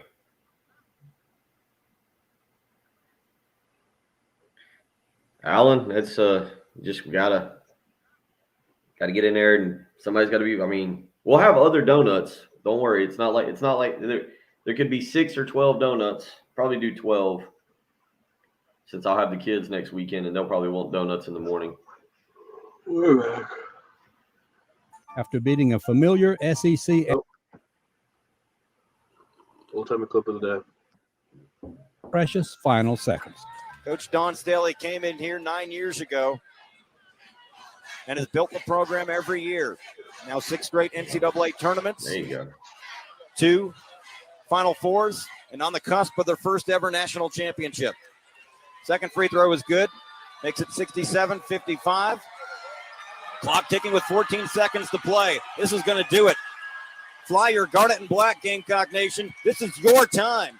The South Carolina Gamecocks are on top of the basketball world. They will cut down the nets and bring them back to South Carolina as the 2017 national champions. There's the horn. The Gamecocks rush the floor. When Dawn Staley was enshrined in the Naismith Basketball Hall of Fame in 2013, she talked about winning a national championship at South Carolina. She promised. Gamecock Nation believed. And today, the Gamecocks have delivered. What a ride. The Gamecocks are national champions. They defeat Mississippi State 67-55 as the confetti falls here in Dallas. Morning, Bubba. Old Timey Clip of the Day, sponsored by Old Timey Meat Market, with 3 locations: Lexington, South Congaree, and St. Andrews Road in Irmo. And now, back to the early game on 107.5 The Game.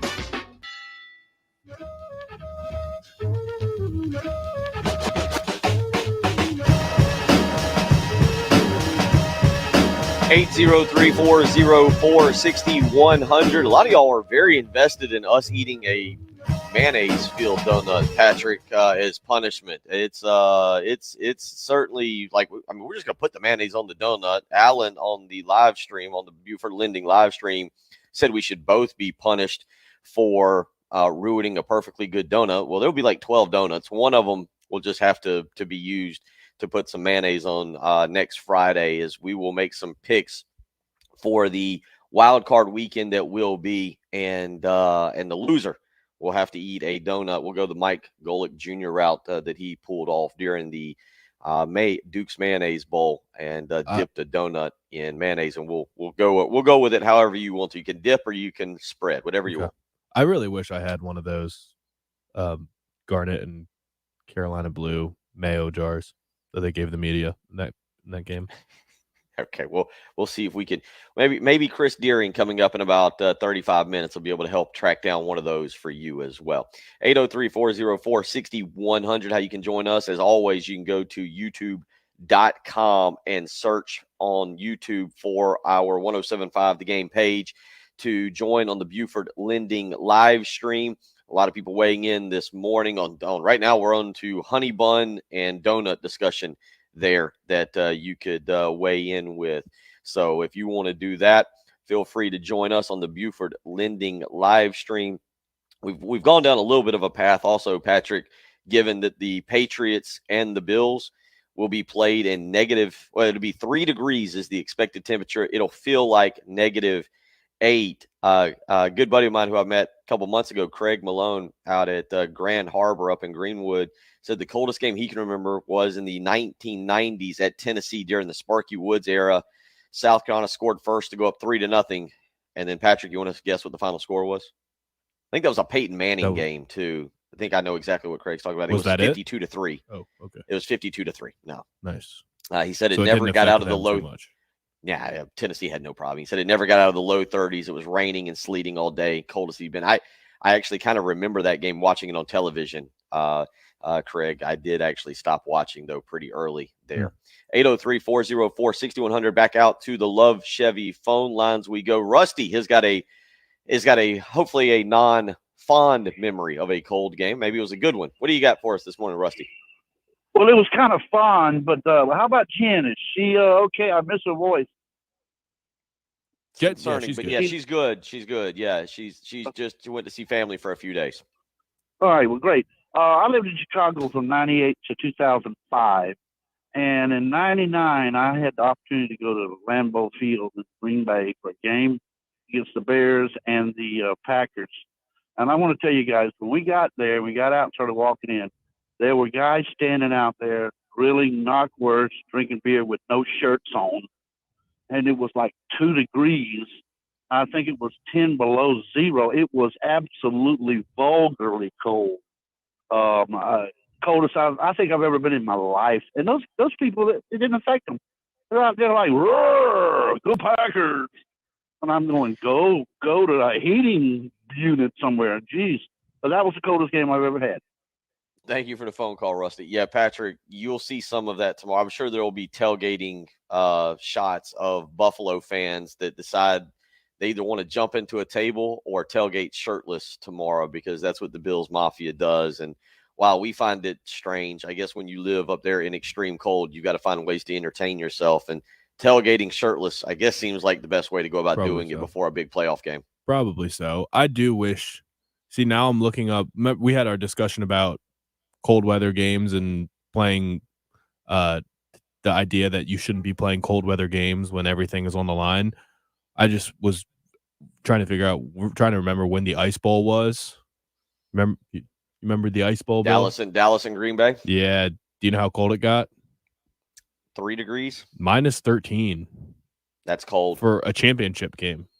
Like, that would be awesome. Cold. Could you imagine a Super Bowl? I think I've seen a documentary on that. I believe it was Bart Starr who said the field was frozen over. Yeah. And that was a legitimate reason to not be tackled. Like, it hurt to be tackled. And I think that, now under the field at Lambeau, they have the heaters that keeps the field from freezing over. However, the technology works on that. But yeah, they do that to keep the field from freezing over there in Lambeau. Now, tomorrow night, Buffalo is an artificial surface, right? Buffalo, I would assume it is because of the weather.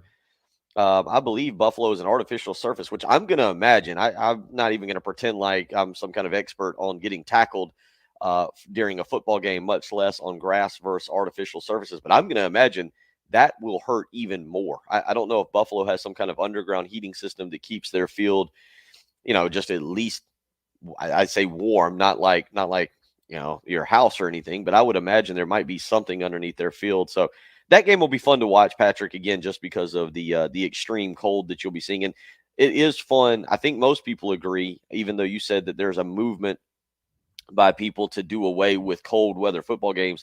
I think maybe it's just a Southern thing. I think most of us in the South like watching games like that where it's extremely cold. There's snow on the ground. We don't want it down here. We don't want to participate in it, but we enjoy watching it. Well, and people are talking about the coldest game they'd experienced is 32 degrees or it's in the mid-30s. We're talking about potential negative wind chill temperatures. That is a different world altogether. Nobody wants that. Really can't describe or think about how that is going to work out. 803-404-6100. You can continue to weigh in on that.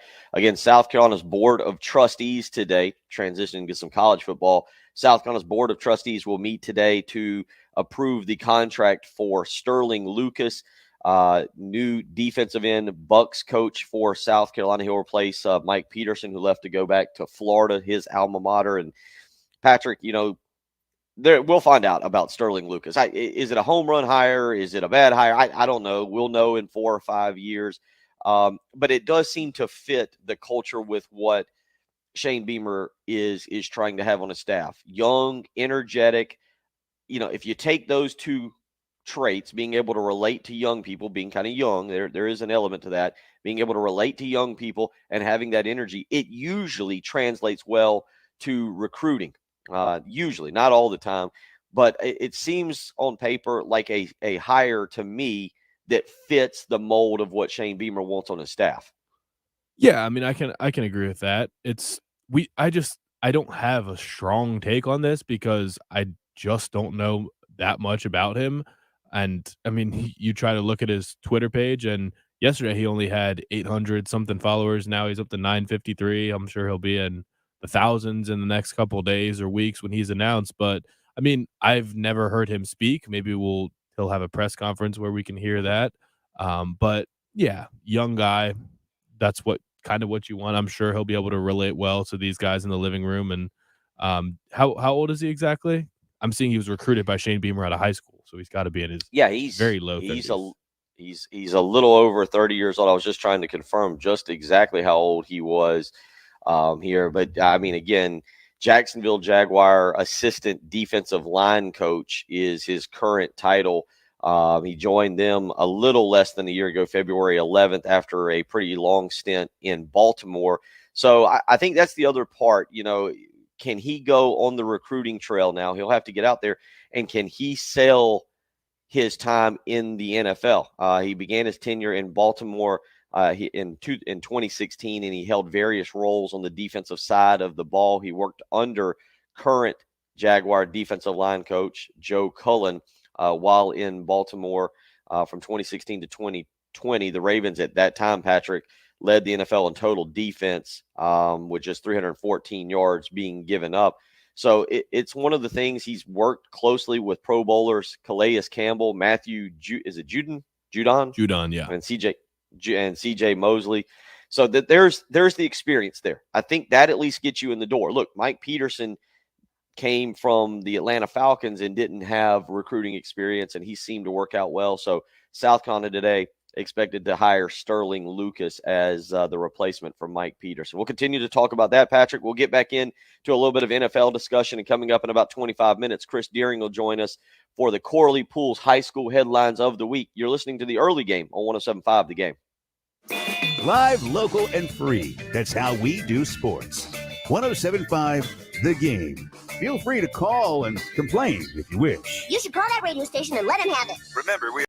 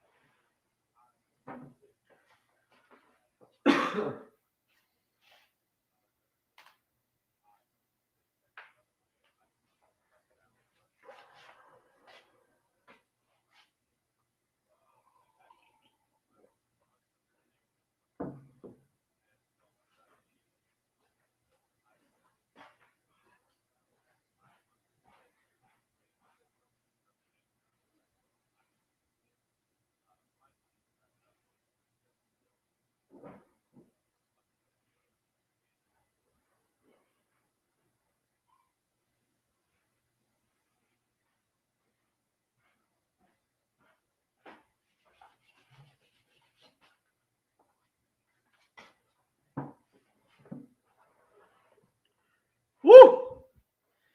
5 a.m. hockey practice, 8 foot of snow. Alan, that sounds awful.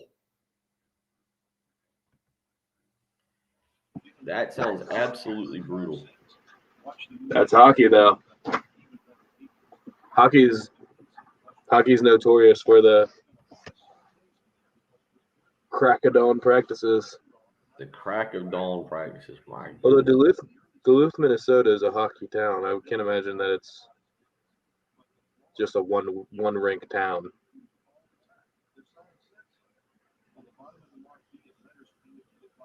I mean, we had to shovel. We had our field plowed every morning for practice in college, but when we wanted to come back in the afternoon and we had to do gassers as punishment for drinking before a lift on Halloween, we had to shovel the field ourselves.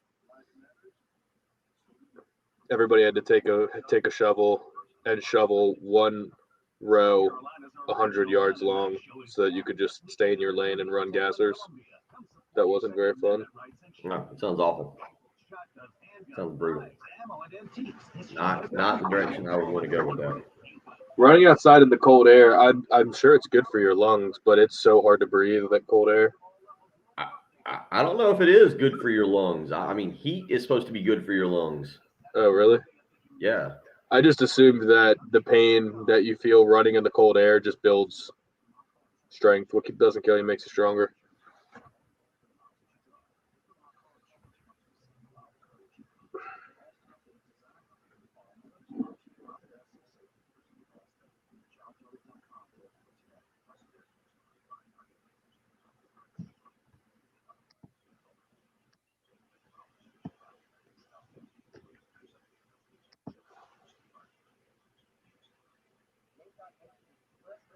Oh boy.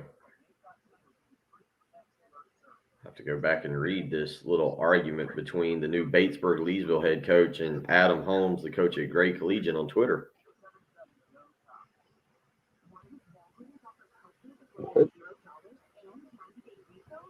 What happened? Well, I kind of just popped back onto Twitter for a second, and apparently, like, Reggie Anderson tweeted it, and he said, new Batesburg head football coach Gene Cathcart did not mince words at his introductory news conference. And then Adam Holmes, the head coach at Gray Collegiate, I think that's the head coach. I'm pretty sure it is. Yeah, head football coach. Yeah, Gray Collegiate. I thought so. Responded, you must be thinking about us to call us out. I sure didn't say welcome to South Carolina. Big words to make when we are no longer in the same region, but let me know what non-conference games you got open. I will pay the fine to cancel so we can play. Our signees can't wait. So a little bit of high school football trash talk. Love it.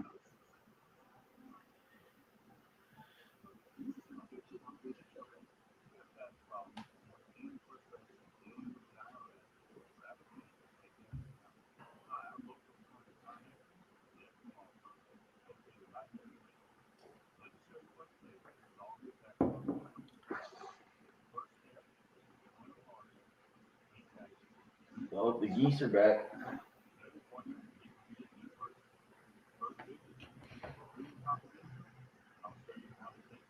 Just no good way to get decent lighting in here, I think. Unless I turn the computer away and do that. That's no fun. That's not a good view. Besides, you'd rather look at that than me. I don't even think snow. That looks much prettier. Looks cold though. Ready for summer. Ready for July 4th weekend. Because once July 4th weekend comes, we know that we're right just around the corner from football.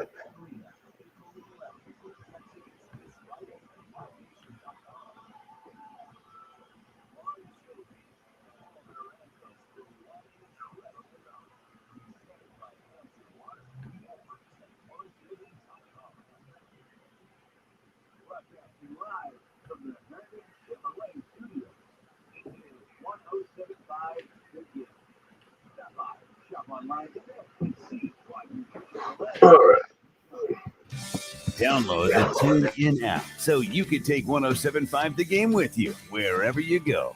And now, back to the early game on 107.5 The Game.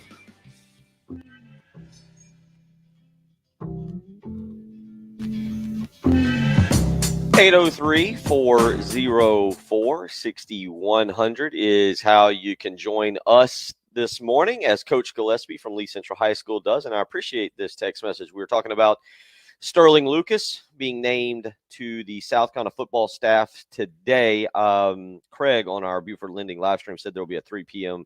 press conference. Let me confirm that. I have not actually seen that, Craig, or I've not gotten that email from the university that tells me there'll be a 3 p.m. press conference. But Coach Gillespie from Lee Central weighing in this morning talking about Sterling Lucas, and this is some firsthand information I think would make Gamecock fans feel very good. Says, I've heard him speak. I've heard Coach Lucas speak at many clinics. He is very intelligent. I know his high school coaches and his friends, as I've coached with him in the past. Very good hire. Trust me.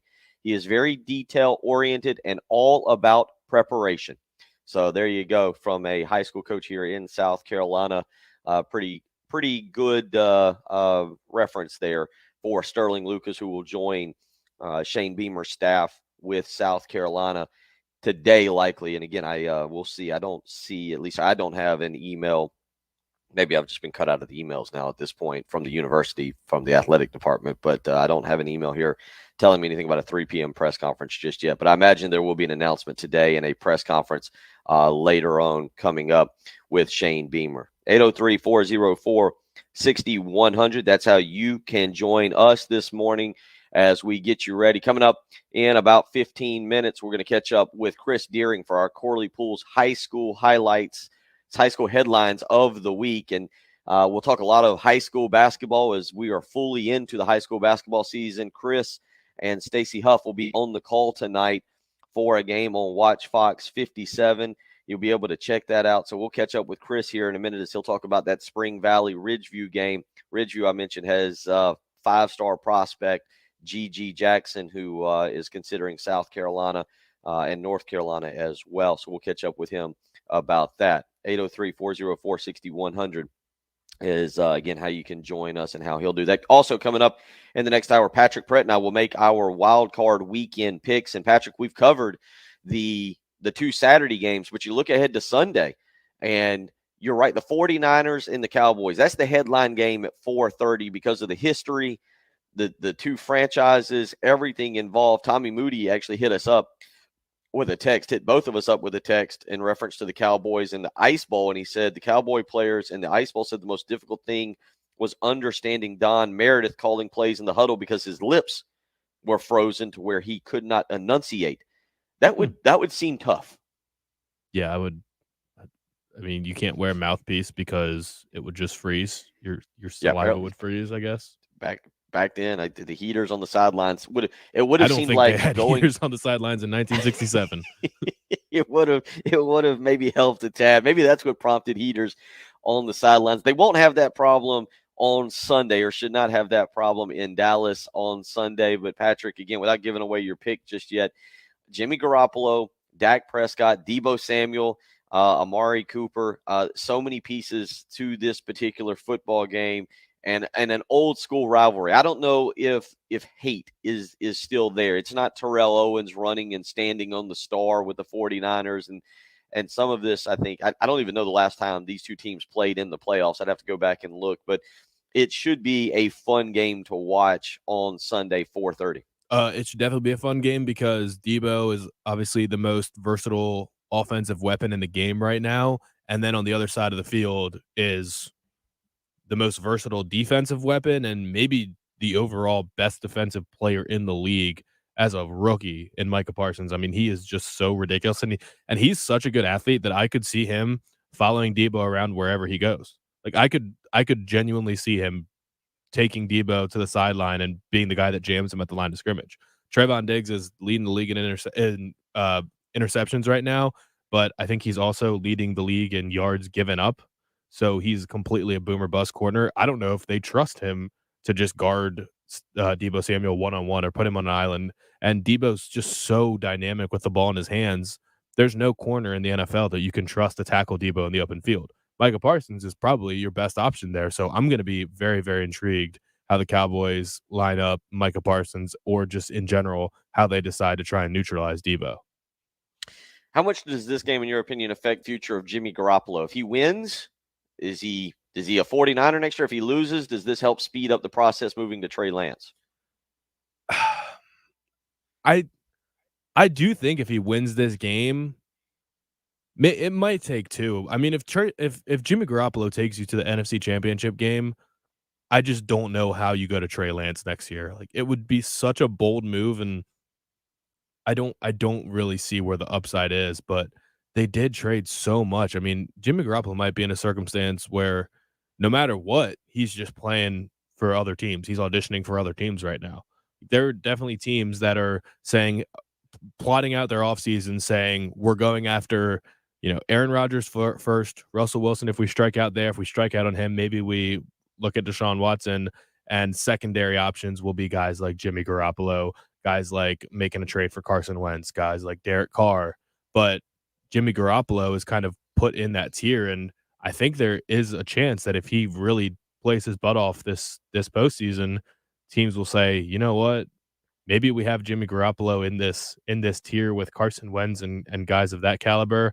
But in reality, he's much closer to tier 1. And if we have a good roster, you can truly win something with him. Like Denver might be in a position where they say, our roster is so good right now that Jimmy Garoppolo is the type of quarterback that can take us to the Super Bowl. 803-404-6100. Might have to get we only have 1 hour left. We got to do Chris Deering. We got to make some picks. So we might save this for next week, Patrick, once we know a little bit more about the future of Jimmy Garoppolo. But I might have to get you to rank from all the way, going from worst to first there, potential free agent quarterbacks. Obviously, I think the top 3 or top 2 would be Russell Wilson and Aaron Rodgers. Except neither of them are free agents. They just want to request trades. Aaron Rodgers will be. He can get out of his contract, but Russell Wilson will be a trade. True, and who knows what they'll do there? I don't know. Quarterbacks that could be on the move. We might have to see if we can let that fit in, because Garoppolo, Carson Wentz, just quarterbacks that are kind of out there that I guess could move in the offseason. The Garoppolo thing could be very interesting. We'll continue talking about the weekend that will feature the wild card playoffs. It'll be a lot of fun. We'll catch up with Chris Deering next, though. It's the Corley Pools High School headlines of the week. A lot of high school basketball going on. We'll talk about that. You're listening to the early game, 107.5 The Game. Gamecocks, Braves, the NFL with live local radio. 107.5 The Game, WNKT FM, Eastover, Columbia.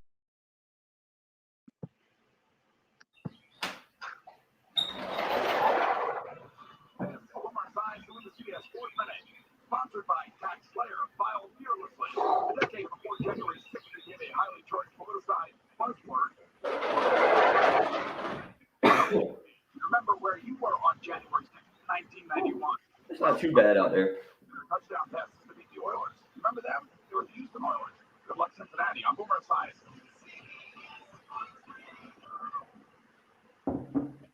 3 p.m. announcement.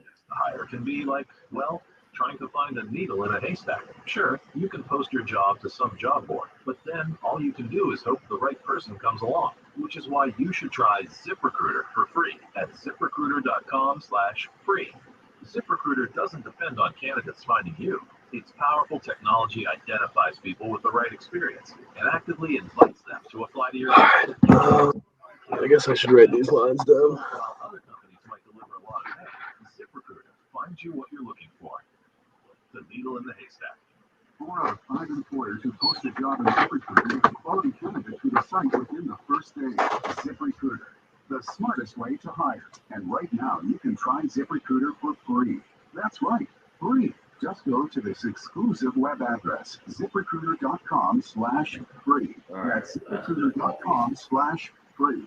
ZipRecruiter.com/free. I'm starting the new year with zero. Take advantage of their new year sale with free roof park clean for only $119. Mention me, Bill Gunner, and 107.5 The Game. You'll get a hallway clean for free. Schedule online at CRSColumbia.com. 1964 Gateway Supply.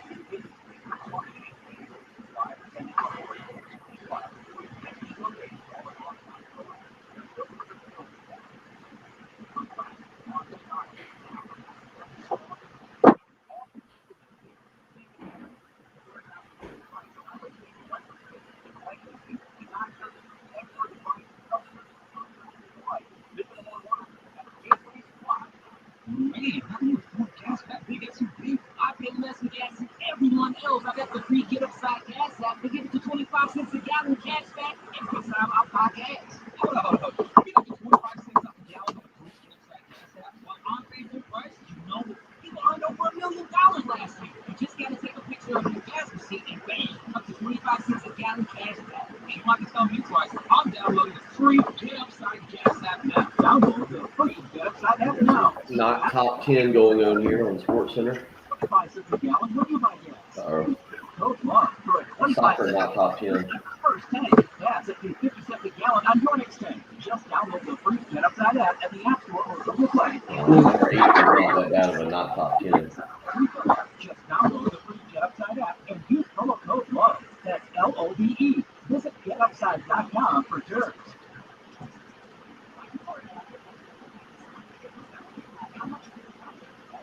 Seems excessive.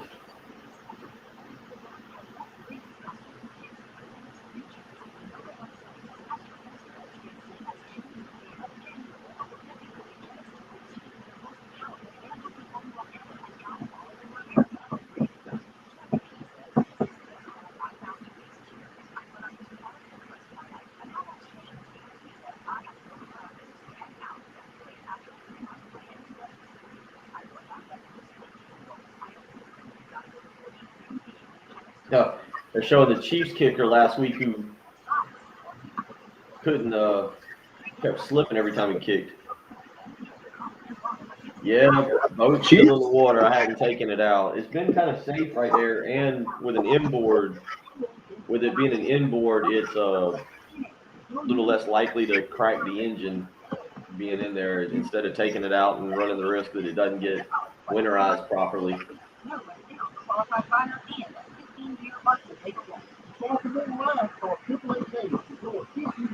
So I've kept the old boat in the water. I still need to take it out. I got to do a little bit of work to it, but I'll do that later.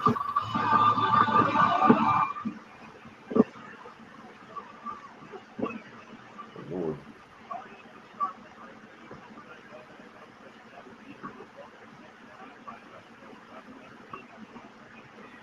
All right, Patrick, you got Deering's phone number here? Yeah. Okay.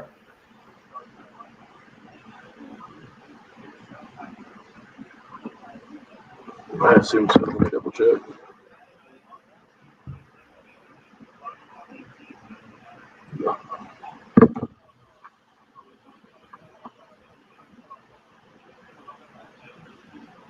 Oh, let me run out to my car real quick and get that.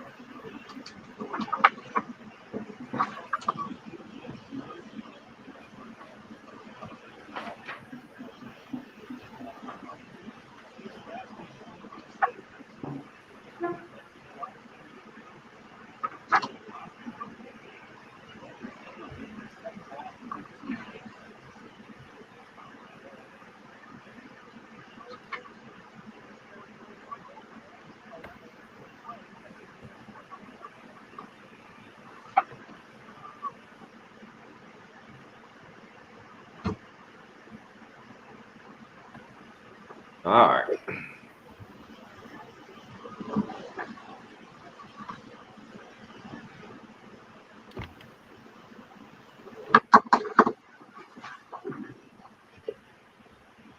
And Patrick Perret and producer extraordinaire, Jen Jensen. The coffee is brewed, the donuts are fresh. It's time for the early game Hey, will you guys let me know if this ever airs? on 107.5 The Game.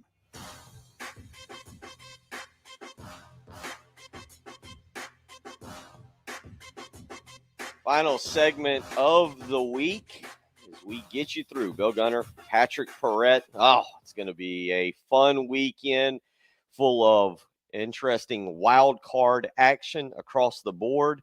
You can join us if you want to. We'll make some picks coming up here in just a little while. 803-404-6100. We'll make some picks here in the next hour if you want to weigh in on any of the action coming up. Again, you can also join us via the Buford Lending live stream, as people do each and every week. You can go to youtube.com, search, and subscribe to the 107.5 The Game YouTube page. So that's how you can join us this morning. Coming up here in just a minute, we'll catch up with Chris Deering of Prep Red Zone Network to get his thoughts. We might have to actually ask him a little bit about this Batesburg-Leesville Gray collegiate rivalry that might have broken out yesterday before we get into some high school basketball. Chris will be on the call tonight. Watch Fox 57 with Stacey Huff as they preview a fun little game here in town. Should be a lot of fun this weekend. And also you've got Kerry Rich, who's hosting the Martin Luther King Bash this coming weekend. So again, be a lot of fun. We'll catch up with Chris Deering here in just a second. Again, nothing major from last night, just the Houston Texans firing David Cully, their former now head football coach. That was the NFL news. Collegiately here, South Carolina expected to announce the hiring today of Sterling Lucas, former Orangeburg Wilkinson standout linebacker who went on to play at North Carolina State and has been with the Jacksonville Jaguars as assistant defensive line coach. So not much going on in terms of news last night. South Carolina and Dawn Staley did defeat Texas A&M pretty handily last night. Aaliyah Boston just dominant again. South Carolina wins 65-45, and Boston with 19 points and 15 rebounds. Women take on Arkansas Sunday, 3:30 in Fayetteville. That game will be on ESPN2. The men tomorrow, 1 o'clock at Colonial Life Arena against Florida. So there's kind of a breakdown of just what's been going on both nationally and locally. Even more around the Midlands. Let's get out now to Prep Red Zone Network's own Chris Deering, who joins us each and every Friday as he gears up for another big telecast tonight, as he will be on the call Spring Valley and Ridgeview. And Chris, how did it go last week for you? Your first week on the call, how do you feel it went? Well, I gave myself a C, Bill. So that gave me some room for improvement. Hopefully we don't go down from there. But everybody that I talked to that listened in, and I had quite a few friends and coworkers here at my regular job, they listened in, and they said I was a little bit too hard on myself. So I'm not really sure.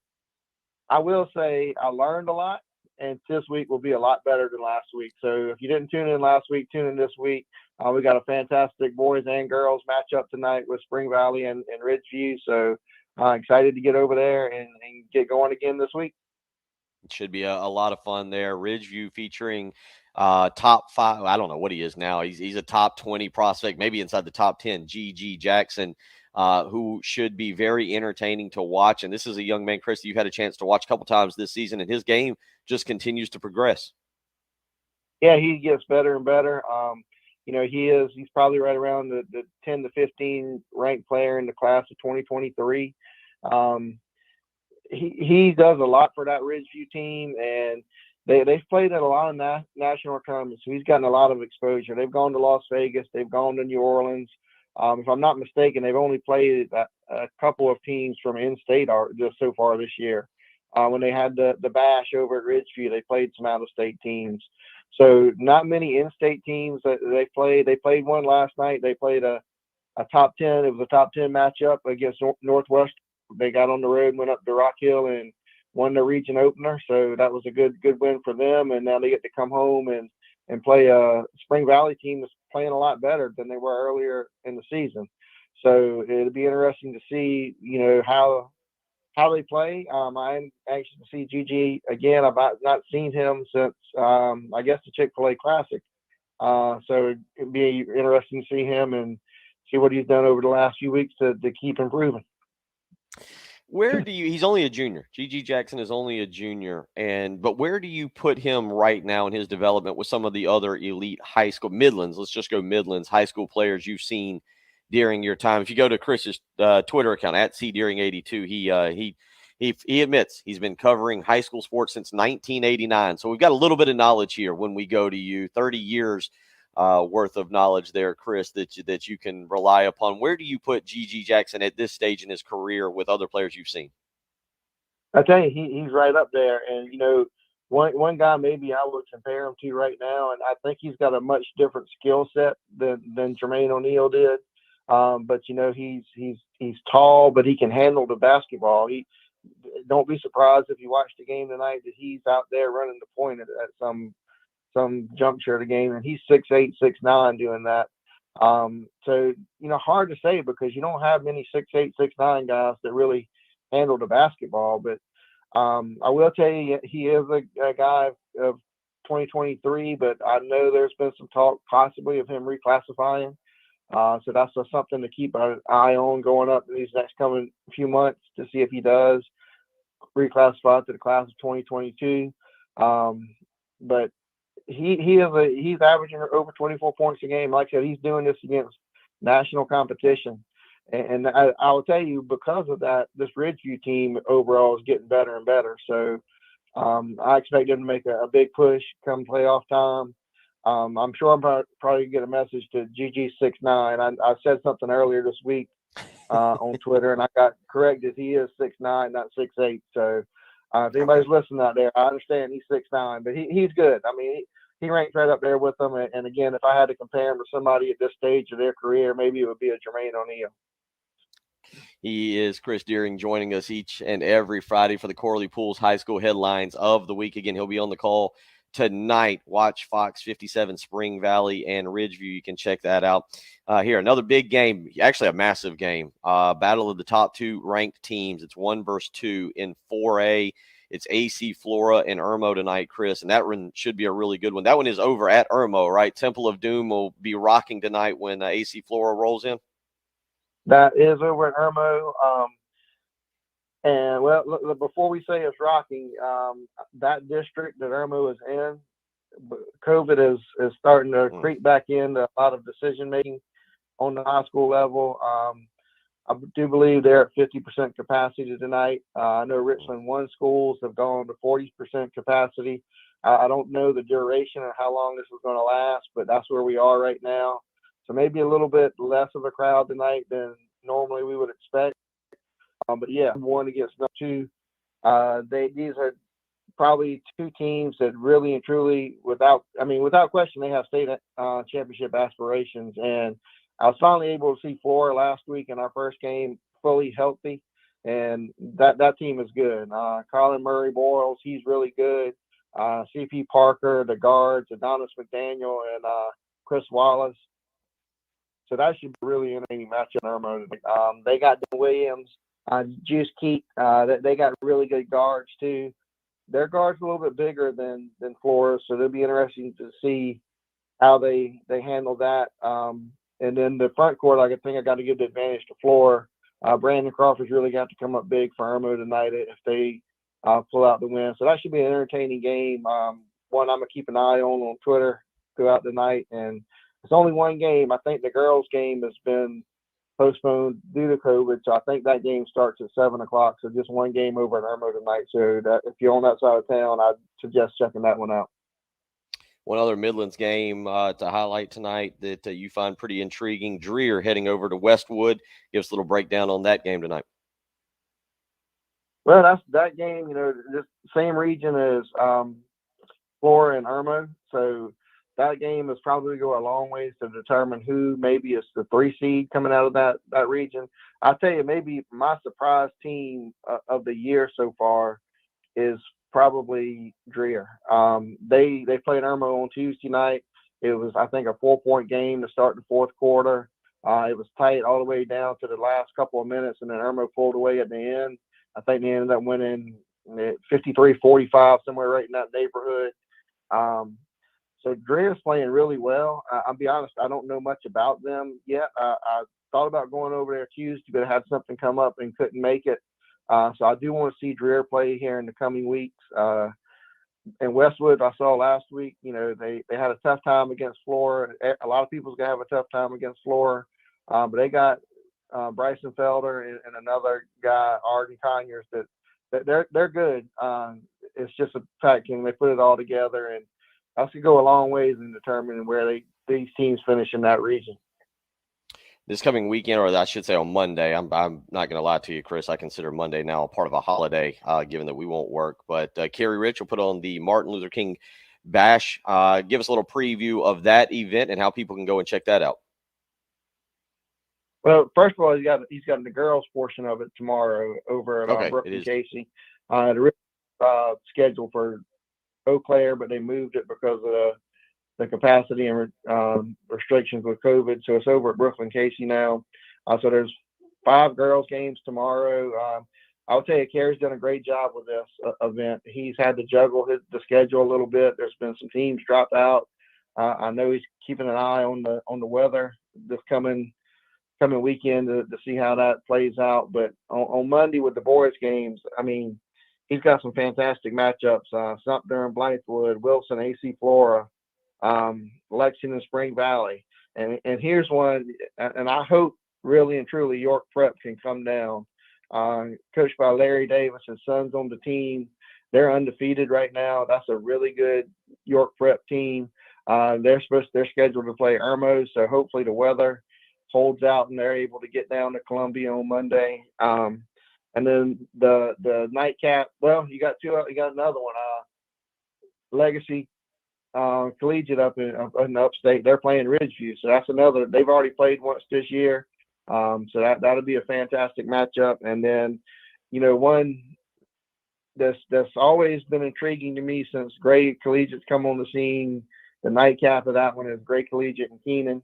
They've had some fantastic battles over the years. I expect the same on Monday. And that's going to be a full day of basketball. I think it starts at 10:30 in the morning. So get over to Brooklyn Casey and support these guys. They're doing a fantastic job. And we both know Kerry Rich, and he does an outstanding job with this event every year. And my business is not closed on Monday, but I've taken the day off so I can be over there for it. Should be a lot of fun. Yeah, it's a great event and something worth, if you're out and about, want to catch some good high school hoops on Monday, worth getting over there and checking out. And of course, you can say hello to Chris Deering, who does a fantastic job covering high school sports for Prep Red Zone Network. Again, you can follow him on Twitter for all the updates at cdeering82 is the way to do that. Before we let you go, we got to ask, you mentioned Gray Collegiate. I saw you retweeted it as well. Looks like a nice little rivalry brewing there, even though they're not in the same region, I guess. But the back and forth, Batesburg-Leesville hiring a new football coach, I guess yesterday or this week, and now you've got Gray Collegiate. Give me a little breakdown on what has transpired here and just your quick take on it. Well, Gene Cathcart, he's coached in South Carolina before. He coached at Greenwood, taking them to a state championship. So he's won about everywhere he's been, and he's been in Georgia the last few years, and he hit the ground running. He made a comment about Gray Collegiate, his opening statement. From what I understand, his players were there, the media was there, so he knew he was being recorded, so he didn't mind saying it. And Adam Holmes responded on Twitter. That's the Gray Collegiate football coach, and unfortunately, they don't play next year. That would be a fun matchup if they somehow can make that happen. But Coach Cathcart's he's not going to duck anybody. I remember when he was in the state before, he had a good program at Greenwood. Batesburg-Leesville historically has been really good, but they've been down in recent years. I do think he's going to get that program back to the level it was at before. They're both of these teams are in 2A, so there is potential they could see each other in the playoffs, and that would be fun, obviously, as well. But he didn't shy away. He made, like I said, the comment he made was Gray Collegiate and their signees, and that's I don't know that I necessarily agree with that comment, but a lot of people do in this area, and that's just the stigma they're facing. I know it was a big uproar on Twitter last night from the Gray Collegiate people, and I can't say that I blame them. So it'll be interesting. It's some fun times in high school football. And just to plug our site real quick, we are breaking down this week. You'll see a bunch of articles on the class of 2024. We just released our rankings of the class of 2025. So we're looking at the current freshmen in high school. You won't find this content anywhere else in the state right now. So if you want to check out Prep Red Zone, now will be the time to do it. We're still plugging away. I think last week on the class of 2023, we ended up getting 10 articles up on that class. So we're still busy with the Prep Red Zone, even though it's the off season and not a lot going on in football right now. We're still there and plugging away with the information and content.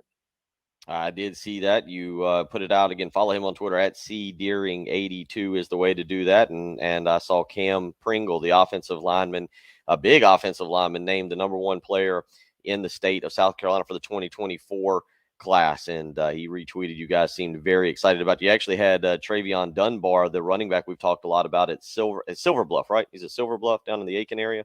Yeah. So. And then Yep, locally, he is, and right? he's good. Yeah, and then locally right here in town over at Chapin High School, y'all got Jaden Bradford at number 3. So you can go there. Yeah, I'm with you. Check that. Go check out. Great website there, Prep Red Zone. You can follow them on Twitter as well, at Prep Red Zone SC is the way to do that. But, Chris, yeah, y'all are doing a fantastic job over there putting out the content. Thank you, sir. Yeah, we're plugging away. Got some got some plans for February already in the works. So you'll get new, fresh content every month, even in the off season. He is Chris Deering. Good luck tonight. Ridgeview and Spring Valley. He'll be on the call. You can check that out on Watch Fox 57. It's the high school basketball game of the week.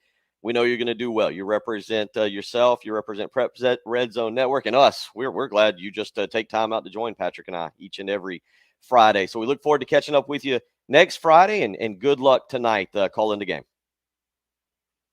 I appreciate it, sir. You guys have a great weekend. And before I get out, but I know y'all haven't made your picks yet, go with the Cowboys. I'm just telling you right now, go with the Cowboys. Patrick, you in on that? The Cowboys? Is that a lean there? I mean, it's a toss up, but I kind of want to do the emotional hedge and pick the Cowboys because I want them to lose personally. He's willing to eat a mayonnaise donut. He's willing to do it. Chris, we'll catch up with you next week. We'll keep your pick in for the Cowboys. Thank you for joining us today. You're listening to the early game. All right, Patrick. You too, Chris. Patrick, next up, we make some picks. A mayonnaise donut is on the line for the loser. We'll get our picks in, and we'll continue to wrap up with you here on the Friday edition of the early game. 803-404-6100 if you want to weigh in. It's Bill Gunner. It's Patrick Brett. You're listening to 107.5 The Game. This is Gamecock basketball head coach Frank Martin, and you're listening to 107.5 The Game, WNKT FM, Eastover, Columbia. The cold weather is here. I've been telling you about it. I feel like one of the cast members of Game of Thrones telling you that winter is coming. Well, it's finally here. It's here. And this weekend, there's expected to be an ice storm. I hope your heating and air unit is working. If not, there's still time. Call AAA Heating and Air today. Roy and Dana Finley, they're ready to help you and your family. They're ready to treat you and your family like it's one of their family members. That's what makes AAA Heating and Air stand out from others, is the way they treat their customers. Of course, they've got great deals right now. If you call them 803-677-1500, you can get an inspection on your current heating and air unit. Make sure it's running well. If something's wrong, they'll work with you. They'll get it fixed. But it only costs $59 to have one of their great technicians come out and just do an inspection for $59. And then, yes, if there's something wrong, that's never good. That's not what you want. But AAA Heating and Air is there to work with you and make sure that it doesn't break the bank. The first, they offer you a $1,500 rebate to buy back your old unit. Then they're going to work with you. For those who qualify, no money down, 0% financing on a brand new unit. And the absolute best part, and this is where treating you like a family comes in, is that they offer you a 15-year parts and labor warranty. They're just not installing it and running away from you. They're there through the long haul to make sure that that brand new heating and air unit continues to work. So don't wait around. Give AAA Heating and Air a call today. Get them out to the house to inspect that heating and air unit, just $59. 803-677-1500. That's how you give AAA Heating and Air a call today. Tell them Bill Gunner sent you.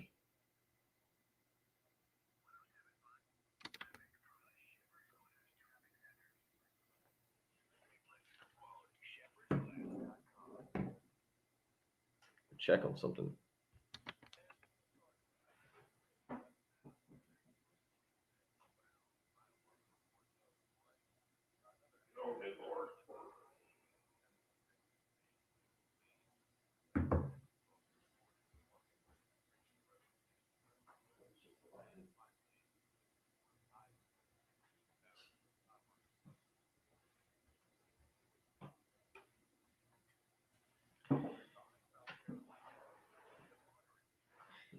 This is true, Craig. Yeah, you got a torn rotator and a boat.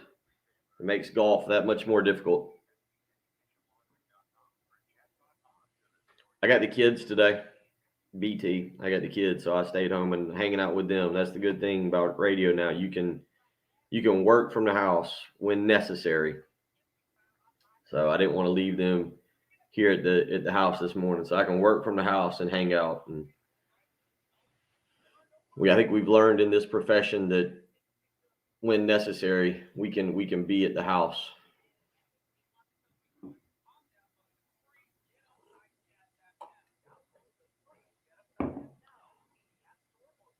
Yeah, school being out. Yeah, we had half a day yesterday, and then They're out. I guess I don't remember having winter breaks like they're getting. They got Friday, they got today off, and they got Monday. It's crazy.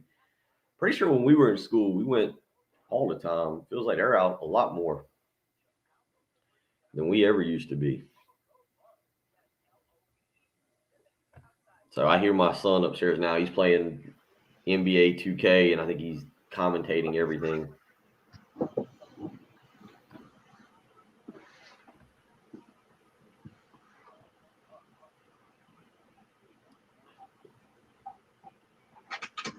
All right, let me get a pen, Patrick, so I'll keep track of our picks here.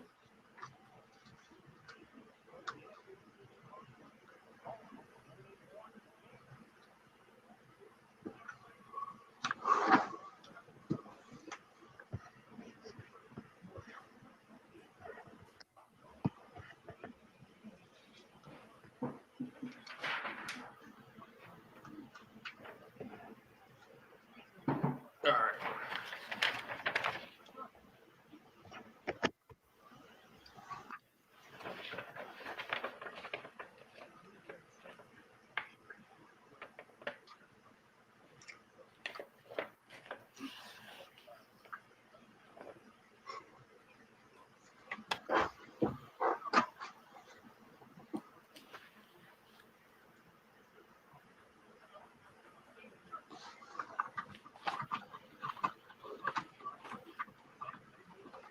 Let's see here.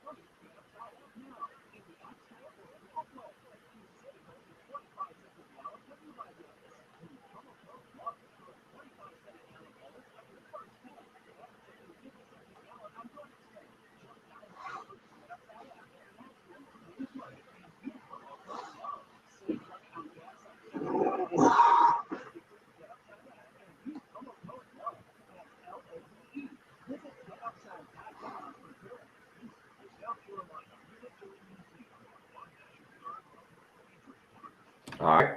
As I said, 6 games. I did move the Arizona line to 4.5 and the New England line to 4.5. And San Francisco's 3.5.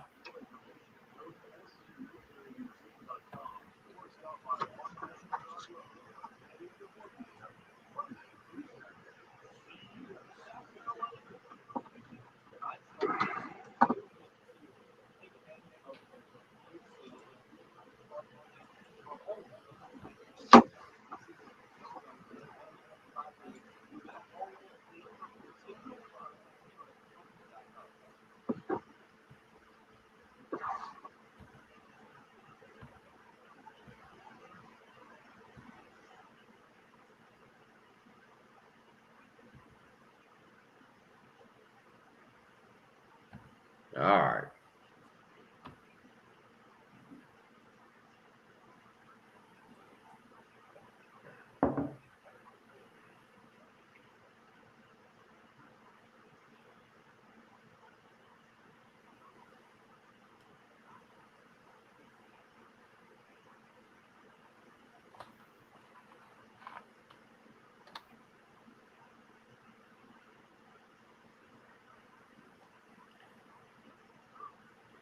Brad, the Steelers line is I've got it at 12.5.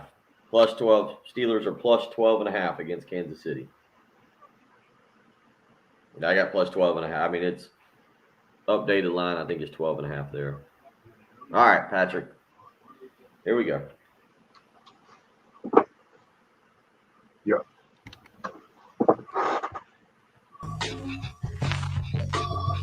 We had so much fun with the mayonnaise banana sandwich and the outcome of that we decided to do it again, just not with a sandwich. We're going to do a mayonnaise donut. That's what's on the line here as Patrick and I are about to pick the 6 wild card games for the weekend. We can tie. So if we tie, Patrick, if we tie, do we both avoid eating the donut, or do we both have to eat the donut? No, I think we just roll it.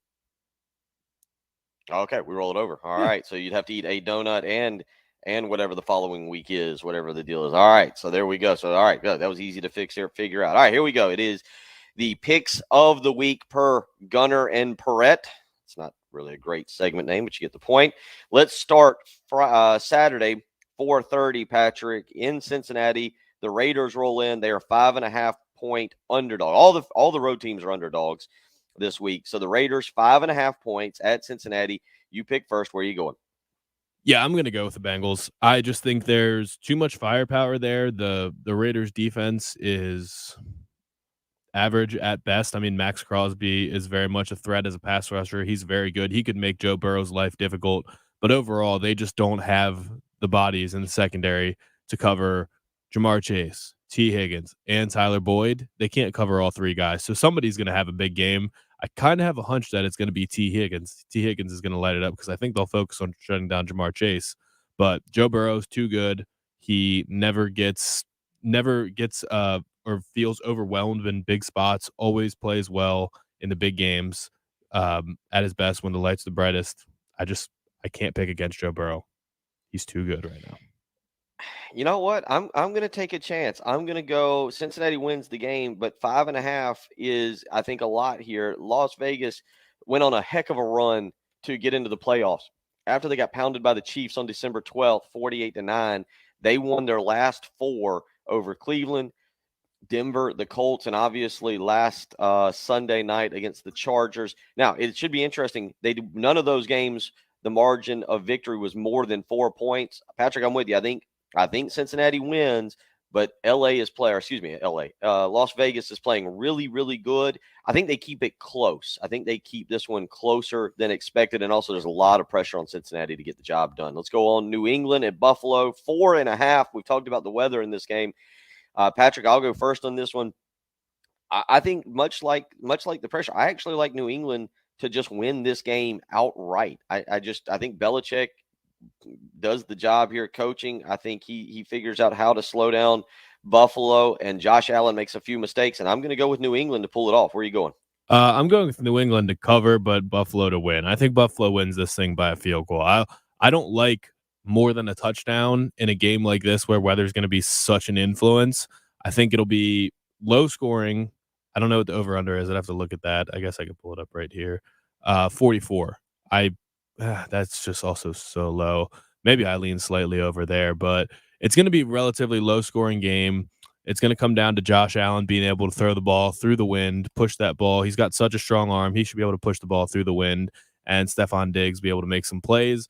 The running obviously will be important, and Josh Allen himself is a running threat. The Patriots have a couple backs to throw at you with Damian Harris, and Ramondre Stevenson's been playing well, but the Patriots dominated the Bills on the ground when all they did was run the football last time they played in Buffalo.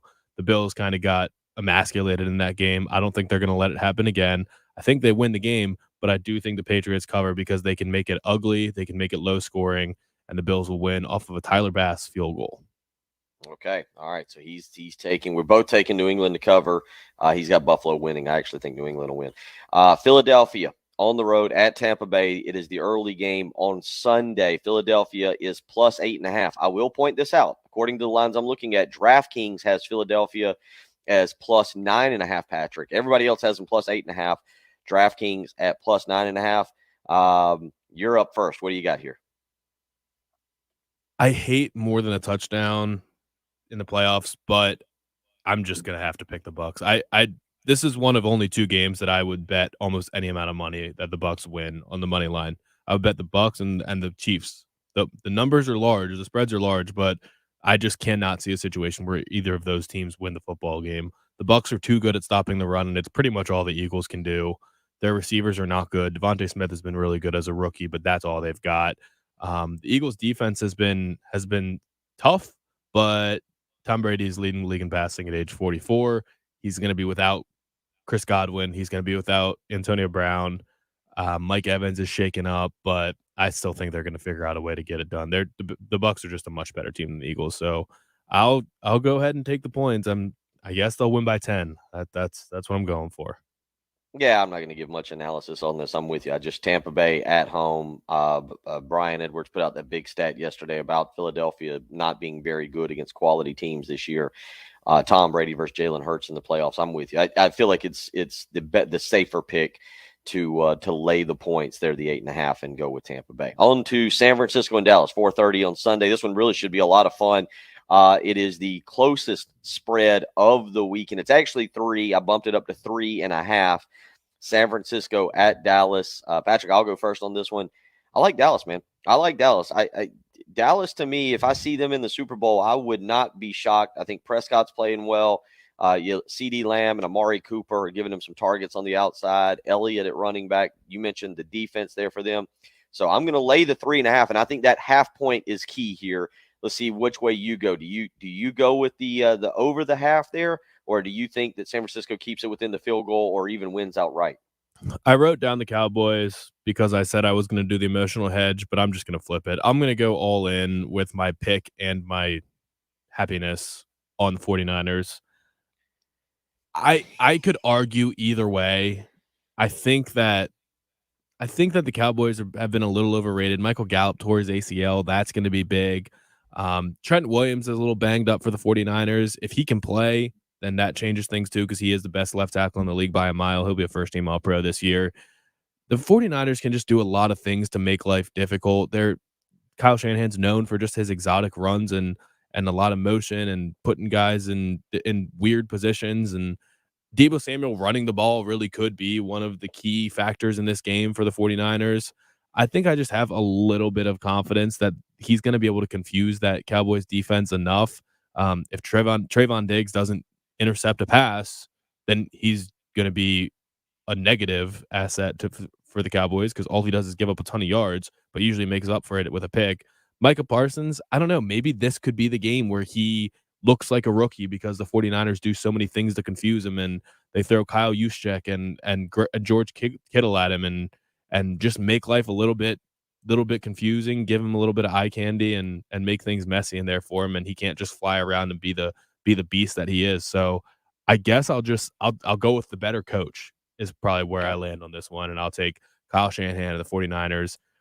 I do think it feels like a field goal game. So the half point I do think is going to be the thing that puts it over the edge. That's why I moved it up instead of going 2.5. All right, on to the night game Sunday night, the largest spread of the weekend. Pittsburgh and Kansas City met the day after Christmas. They played on December 26th, and it was a 36-10 thumping Kansas City handed out. The spread this weekend is 12.5. It's, if they lose, Patrick, I assume it's Roethlisberger's last game. Where are you going with it? I'm going to take the Steelers. I bet you that it's going to be like I'll say a 17 to 20 point game. 22 minutes. Yeah, it'll be a 17 to 20 point game, somewhere in between there. Patrick Mahomes will be off the field because they will not want to play him in the last 5 minutes with the game out of hand, because TJ Watt will be out there, and you don't want Patrick Mahomes getting hurt by TJ Watt before round 2 of the playoffs. And Ben will, in his last drive, be just chucking it down the field.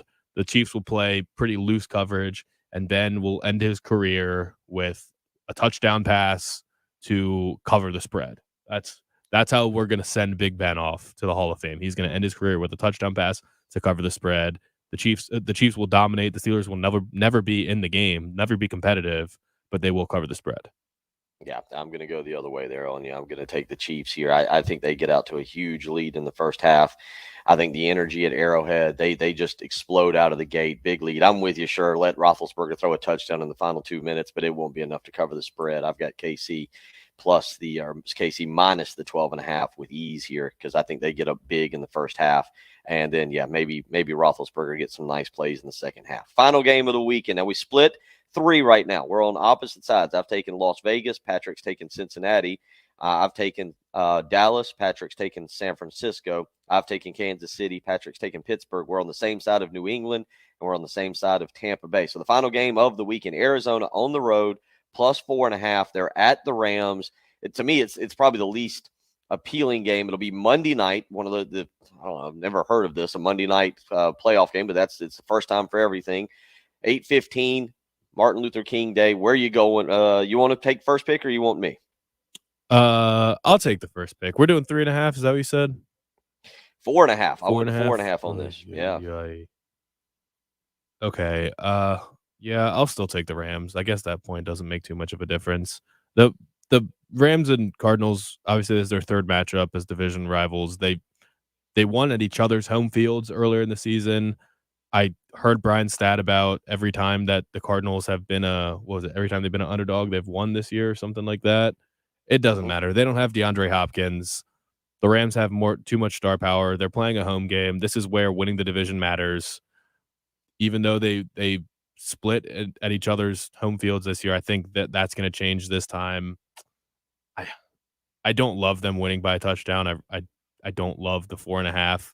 I think this one smells like a walk-off field goal game too for the Rams. But yeah, I'm just going to take the home field advantage. Kyler Murray, no real playoff experience, so I guess I'll take the Rams. I think they have a better coach too. Seems like a situation where Cliff Kingsbury will fold under pressure.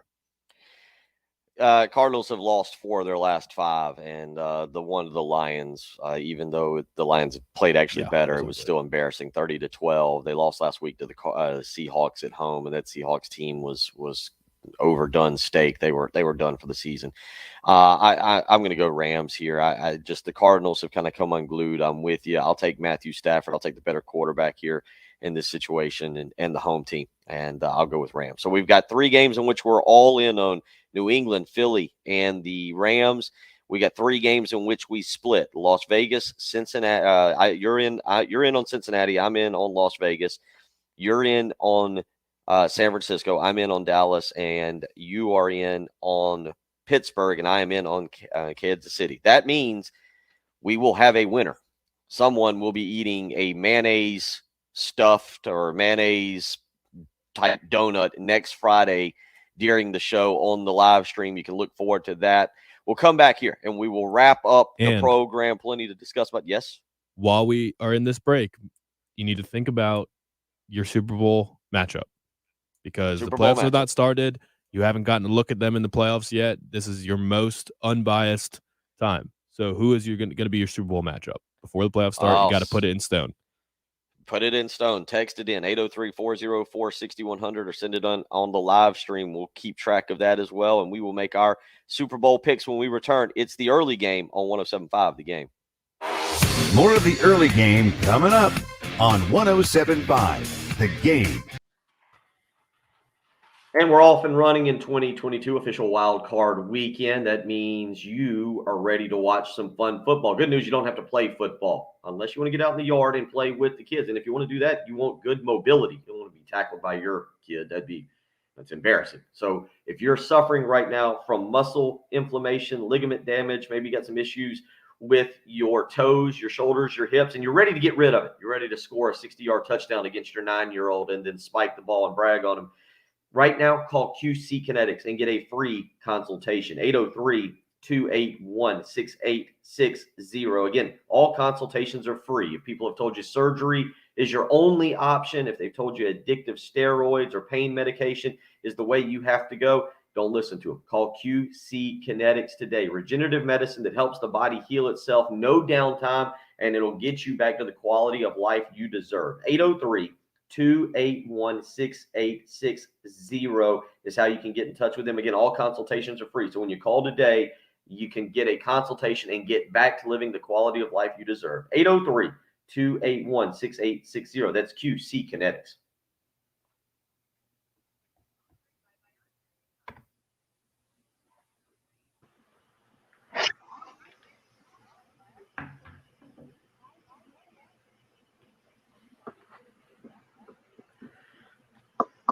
No picks.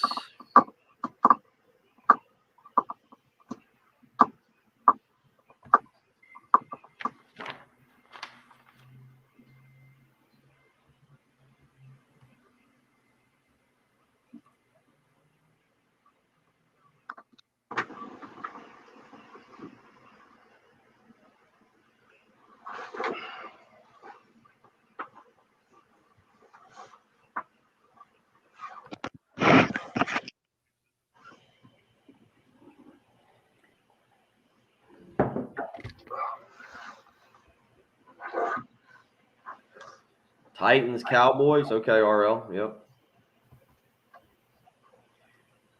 I think I'm leaning one way on that with you.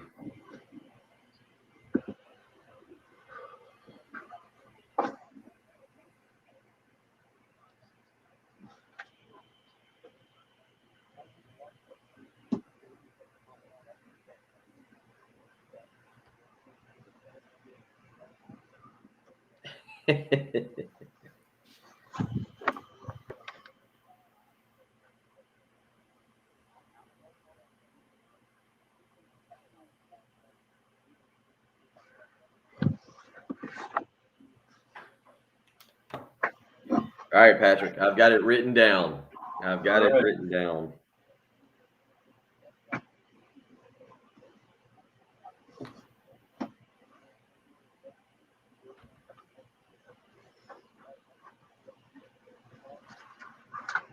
Oh.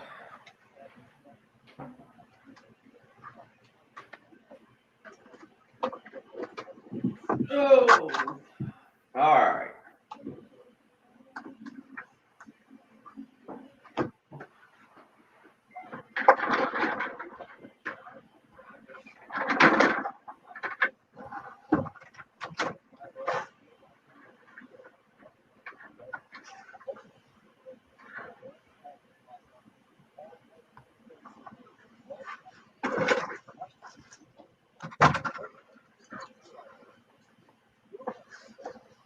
Rematch. Rams Patriots.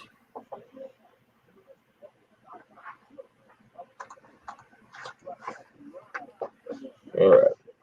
This is 107.5 The Game. Stop by or shop online today and see why Herndon Chevrolet makes you smile. And now, back to the early game on 107.5 The Game.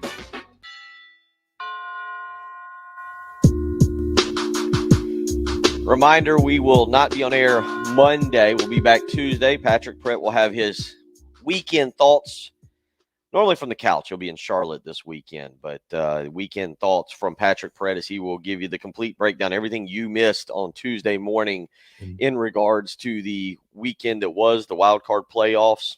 And Monday's South the last Carolina. day to declare for the draft. Oh, see, there's some big stuff. We had 3 Alabama players declaring yesterday. None of them surprises, right? Jamison Williams, Evan Neal, and the third. I don't know who the third was. I didn't pay attention to that. Was it Jordan Battle? I'll have to go back and look. He's probably their third best prospect. John Mechie probably is gonna declare. Fedarian Mathis will probably declare. DJ Dale will probably declare. Christian Harris will probably declare. Toa is gonna declare. Yeah, they're gonna. But look, they'll just plug and play. Plug and play. Is Brian Matthias. Robinson? Who'd you say? Who is it? Philandrian? Fedarian Mathis. Him too. Yeah. He declared. Okay. Top 10 prospect is position according to Mel Kiper. So the last day to declare. So that's Monday. So on Tuesday morning, you can look forward to the Patrick Pratt thoughts. We call it thoughts from the couch, but he's in Charlotte. Although you'll be back at some point, so maybe you'll be on the couch for some thoughts. But you'll have a lot to give. You got some you got some college basketball this weekend, South Carolina and Florida. You got a wild card weekend, as you just mentioned, the final day to declare for the draft. So I'm pretty sure that will be a event-filled segment there. All right, Super Bowl picks, Patrick. I really want to put the Buffalo Bills in the Super Bowl. I really do. Do it. But I got to go with the best running game. And I think the Titans getting Derrick Henry back. You mentioned it yesterday when we were kind of talking to Brian Edwards about teams that we just aren't discussing, and they're not sexy, they're not appealing, they're not flashy, but the Tennessee Titans get the job done. They've got a quality defense, strong running game. They are the number 1 seed. I would have really liked the Titans, had they had to go to Buffalo, where I think it might have limited Buffalo some, and the Titans could just rely on that run game. But Patrick, I'm going to go with the Titans out of the AFC. Tennessee Titans, the 1 seed. I think they get all the way there, have no problem, and roll into the Super Bowl. And on the NFC side of things, man, it just feels magical. It was deemed the last dance from the get-go, or whatever they wanted to call it, when Davante Adams and Aaron Rodgers teamed up there on Twitter. And I'm going Green Bay to get the job done. I think it's a Green Bay-Dallas NFC championship game, and it will be in Green Bay. It'll be cold, and it's just the year where Green Bay gets the job done and gets to the Super Bowl. Unfortunately, that's where I draw the line. I think the Tennessee Titans win the Super Bowl. I think that's where Aaron Rodgers chokes, as he typically does. And so I've got a Packers-Titans Super Bowl with Tennessee taking it all home. Okay, so I actually really wanted to pick that same matchup. I have no data on it, but I feel like the both 1 seeds never make the Super Bowl, and I didn't want to just pick chalk to win out. But that was what my heart was telling me. So I did what you wanted to do. I did what your heart wanted you to do. I had to decide which 1 seed am I more confident in, and it just feels right. Everything Aaron Rodgers has done this year has been the right move. I mean, he is playing out of his mind. The last 2 years has been 2 of the best years of quarterback play we've ever seen put together in the NFL. So he's been just absolutely ridiculous. The Packers defense is the best that it's been in a while. They've been doing all of this without David Bakhtiari, maybe the best left tackle in football. Davante Adams, everyone knows that he's the number 1 threat, but every single time he just finds a way to get open. It doesn't matter. And they've been doing without Jair Alexander, their best defender. Everything's just going right for the Packers right now. And Lambeau is the best home field advantage in the playoffs. It's different than Tampa Bay because anybody can play in Florida, but not everyone's built to go to Lambeau. So Aaron Rodgers has always been money in Lambeau. I think he's going to cruise to the Super Bowl. I would say probably going to be them versus Tom Brady, and Aaron Rodgers will come out on top. And then in the AFC, I do love the Titans, and I hate not picking the Titans because I was trying to be the one that says they're underrated yesterday, but I'm picking the Bills.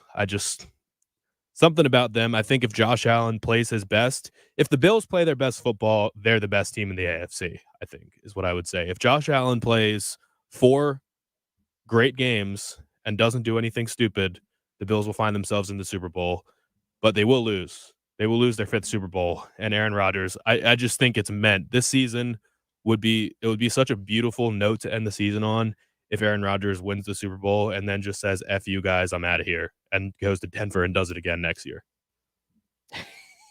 So he's got Packers, Bills, and I did like that. I was in on the Bills, and I'm going to go with a run game, and that's where the Titans, I think, have a slight favorite there. I do think part of this is contingent. I'm making the pick, but it is contingent on Derrick Henry officially being back. I expect him to. He's expected to be back next week, Patrick. It would be a beautiful thing for the Titans to win the Super Bowl. I would honestly love that because all of the buzz before this season was, all right, Tom Brady repeating, Aaron Rodgers, Josh Allen and the Bills. During the season, everyone started saying when the Patriots went on a run, oh, man, Bill Belichick's going to do it again.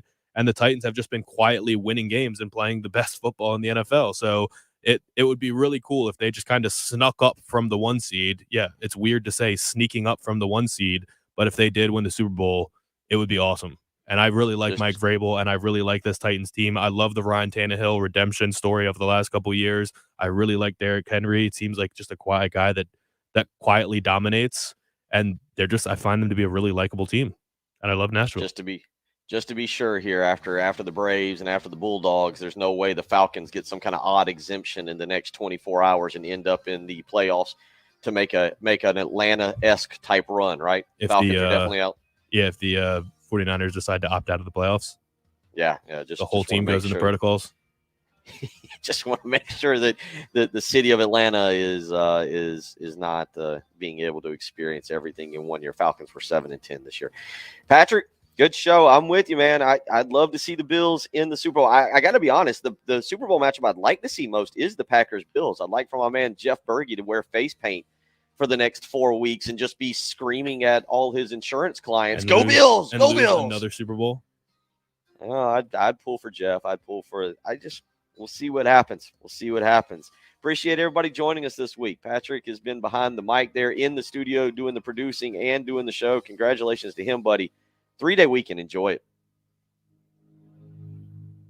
Gamecocks, Braves, the NFL with live local radio. 107.5 The Game, WNKT FM, Eastover, Columbia, a Cumulus media station.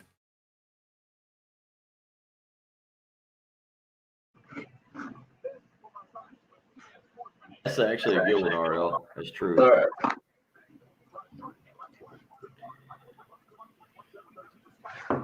All right, everybody.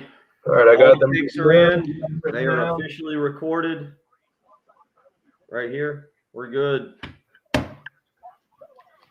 Everything is recorded, and a mayonnaise donut is on the line for Friday, next Friday. So it'll be an entertaining next Friday as well. Let's see, we get any good ones? Packers, Chiefs, yeah, that's the favorites. Rams, Patriots, that's pretty bold. Yep. Travis, the same thing as me. Titans, Cowboys, oh my gosh, I would hate if the Cowboys make it. Green Bay, Pittsburgh. If Pittsburgh makes it, if you bet that and Pittsburgh makes it, you're going to make a lot of money. Yeah, you take Pittsburgh in some kind of weird. That's where all that stuff comes out. Where somebody has got some kind of weird bet to win $5 million. All right, Travis, you said it. Have a great, safe weekend, everyone. Have a blessed weekend.